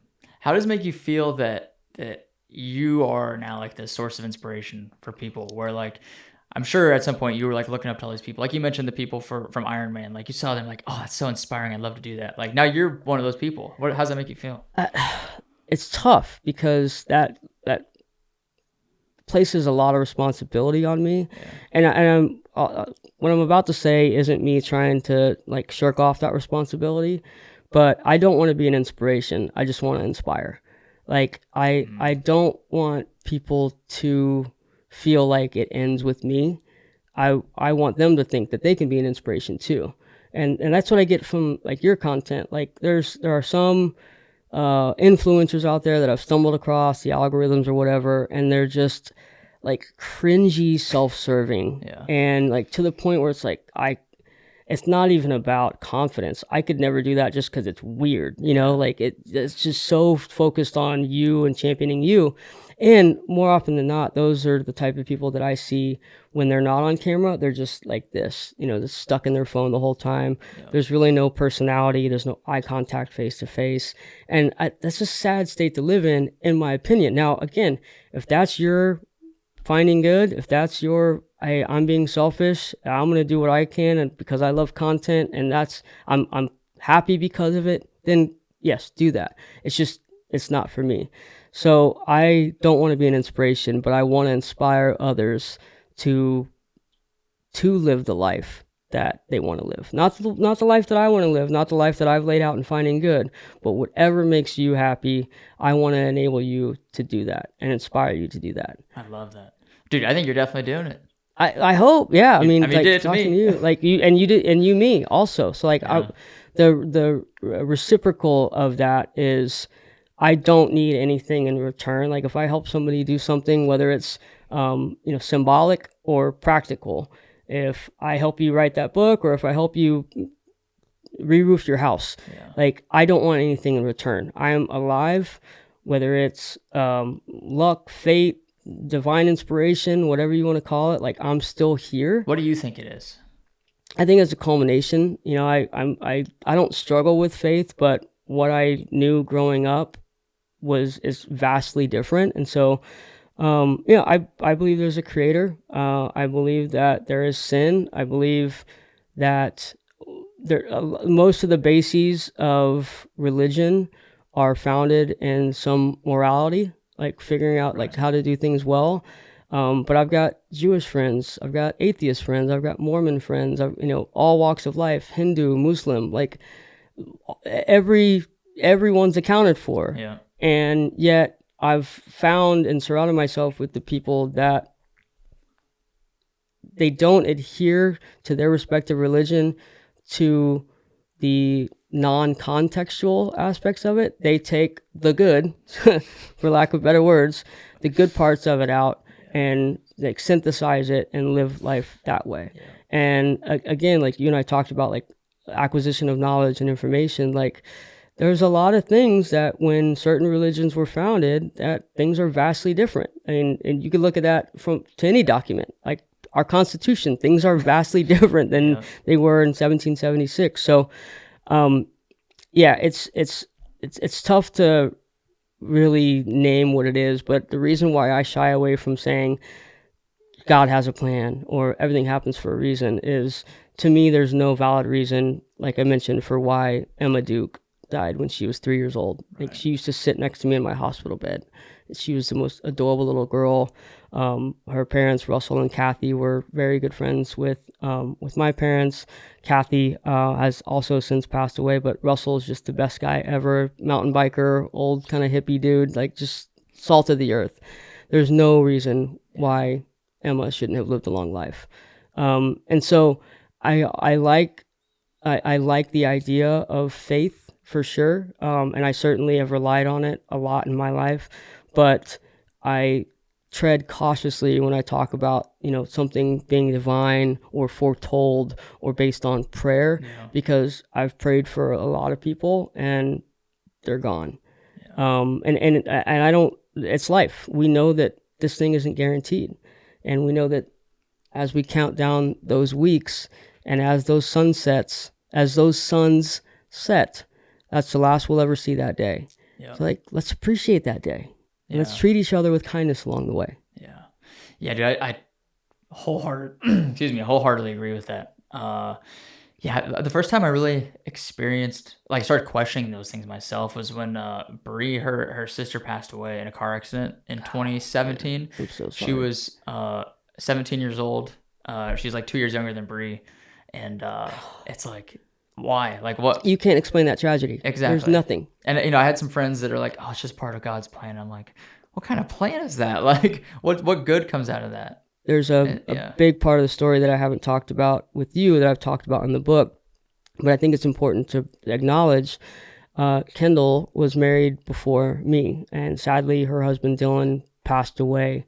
He had type 1 diabetes. They were only married for like a year and a half, I think. And he was at work one day and was going to surprise her by coming home. Likely, what she believes happened is whenever he would get low, he wouldn't make the right decisions, his blood sugar. And so he probably got into his car and fell asleep, passed out, and they found him, hours later. And he was gone. And, she told me, and I'm sure there were plenty of people saying, everything happens for a reason. And one, I've had people even say to me, and I calm them down and I say, please don't ever say that around Kendall. And they'll say like, well, now y'all are together, so you can celebrate that. I'm like, I'm never going to celebrate Dylan's death. Like, I am so happy that Kendall and I are together. Absolutely. But there also could have been a life where Kendall, Dylan, and I were all friends, and they were still together. So I always tread lightly whenever I talk about those things, specifically with chronic illness, because that's often the long drawn out version of it. Like when, shout out to my friend Michael Nestor, who just posted on his Facebook a couple of days ago that he's likely entering the palliative, the hospice period of his cancer diagnosis. So he knows that he will not be here for however much longer he has. Like that is powerful. Like think of like when your time is up, when you're given a deadline. I was told that I wouldn't live to be 18. that if I relapsed after the first cancer, that my chances of survival were 50%. If I relapsed again, less than 25%. I relapsed 3 times. So it's like, again, you never know what's going to happen on the other side of it. But when you're told that you have this infectious stage 4 whatever cancer, or whether it's type 1 diabetes, whether it's epilepsy, whatever it may be, heart attacks are usually more acute, but those long drawn out ones are just horrible. I mean, if you think about it, I mean, we all have that. It's like, instead of 6 months or a year, it's 70, 80 years. And why don't people have more, how come people don't have more urgency? Like I said, like if the average age of the normal male in America is 78, I've got 40 summers left. I've got 40 birthdays left. When this next birthday rolls around, when Austin Marathon happens in 3 days, that marathon's gone forever. Like, we will always talk about that in the past. So while I'm there, I'm going to be appreciative, and I'm going to look around and say, I hope that I remember this forever. Yeah. And I know that it's not realistic to live every day like it's your last, but definitely don't live it like you have more that are guaranteed. Yeah. At least, I mean, I think approach each day and think about it as if it were your last. And it's not like, go spend all your money and go on a vacation every day, because that's just not sustainable. That's what I mean. Like, you can't be like, I'm going to go out and have sex with everyone and like drink myself silly and spend all my money. Like, no, like that's not realistic. Yeah. But you certainly don't need to stay in the weeds, and you certainly don't need to reside in a job that you hate. Like, obviously people are confined to work because they have to raise families and pay bills and things like that. But hopefully they're doing something to fulfill themselves beyond that. Yeah. And again, like, we couldn't have made it through all the cancer without support from other people. We had people donating money, meals, gas, computers, flights, whatever it was. So now I have that responsibility, in my opinion, to go out and give that to other people. Yeah. So that's another driving force behind kind of like my relentless good attitude or whatever. It's like, people invested in me. Yeah. I'm going to give them a return on that investment just to other people and pay it forward. Man, so we've got the book coming out in about a month. What's the plan after that? What's the like big Mike Thompson vision for the next few years? The tour will be to take Finding Good on the road. And share, again, like corporate conferences, wellness clinics. I would like to have kind of an annual like Finding Good Summit. Devin LeVake does a really good job. He calls it his inner circle. I'd like to have something like that where we travel, different parts of the country. I've got really like strong footholds in the entire nation. I've got people in Chicago, New York, Boston, LA, the Bay Area, Arizona, New Mexico, Arkansas, Florida, South Carolina, like North Carolina, like, different pockets. And so I'd like to do, quarterly or like semi-annual like visits with people. Yeah. Definitely book promotion. I never thought I'd say that, but like I'm going to be, going on a book promo tour. I'm already slated to speak at South by Southwest on a couple different panels. Whole Foods, my friend Andres is working on some different things there to try and inspire kind of like his working group there. But yeah, it's promoting the book, but promoting what's in the book. Yeah. Like book sales are great. Getting a bestseller label would be awesome, but that would just mean that more and more people have access to the book, and subsequently the curriculum that is going to come with it. Yeah. And how do you become a better person, better wife, better husband, better father, son, daughter, mother, whatever, better professional, better runner, better athlete. I believe that the foundation for that is in here. Yeah. I mean, it's just a measure of the impact that you're having, that's a great way to put it. Yeah. Actually, like the more books that sell, the more people have access to the Finding Good mentality. Yeah. Yeah, I love that, dude. Yeah, man, I feel like we could chat for hours. It's been over 2 hours. Dude, I know you're a busy guy. Thank you so much for taking the time to come on and share your story. It was a blast, man. It's just like every time I think of Mike and I think of your story, and it's like I just ask myself, like, what's my excuse? like, why can I not be better? Yeah. Why can I not be more positive? Why can I not do more things? Because like you're living proof of that. Well, and the last thing I want to do is make people resent me, like, you know, and that's again why I put so much like visceral bad stuff in here, is because I don't want people to think like, oh, he's just this sunny guy and he's like unrealistically happy all the time. Like, no, like I still have bad days. It's just what I choose to present to the world is this. I think going back to social media one more time, like I think people use that to air their grievances now. Certainly they use it as a block because they have an avatar up that's not them, it's not their real name, and they can just spew hatred and just this vitriol that's unlimited. But that's not the world I want to live in, so I choose to stay away from that kind of stuff and only engage in outward social media. Like, I'm gonna disseminate this, you guys do what you want with it, but I'm not gonna pay attention to the comments, because that's the comment section's like the wet gas station bathroom of society. It's just that's a best description. nothing good can be found in the comment section. Oh my gosh. But yeah, like I don't want people to resent the finding good mentality. I want them to embrace it and say, yeah, life sucks sometimes, but more often than not, it's pretty good. I freaking love that, man. Yeah. Thanks for coming on, dude. Where's the best place for people to get the book, people to connect with you? Yep. Findinggood.co, findinggood.co. Everything that you need is on that website. If you want to follow me, it's at Mike Thompson X4, the letter X number 4. Love to connect, hear your story. Anyone that follows Jeremy is a friend of mine, so hit me up if you have questions about something. If you want me to come speak to your group, we can talk about that.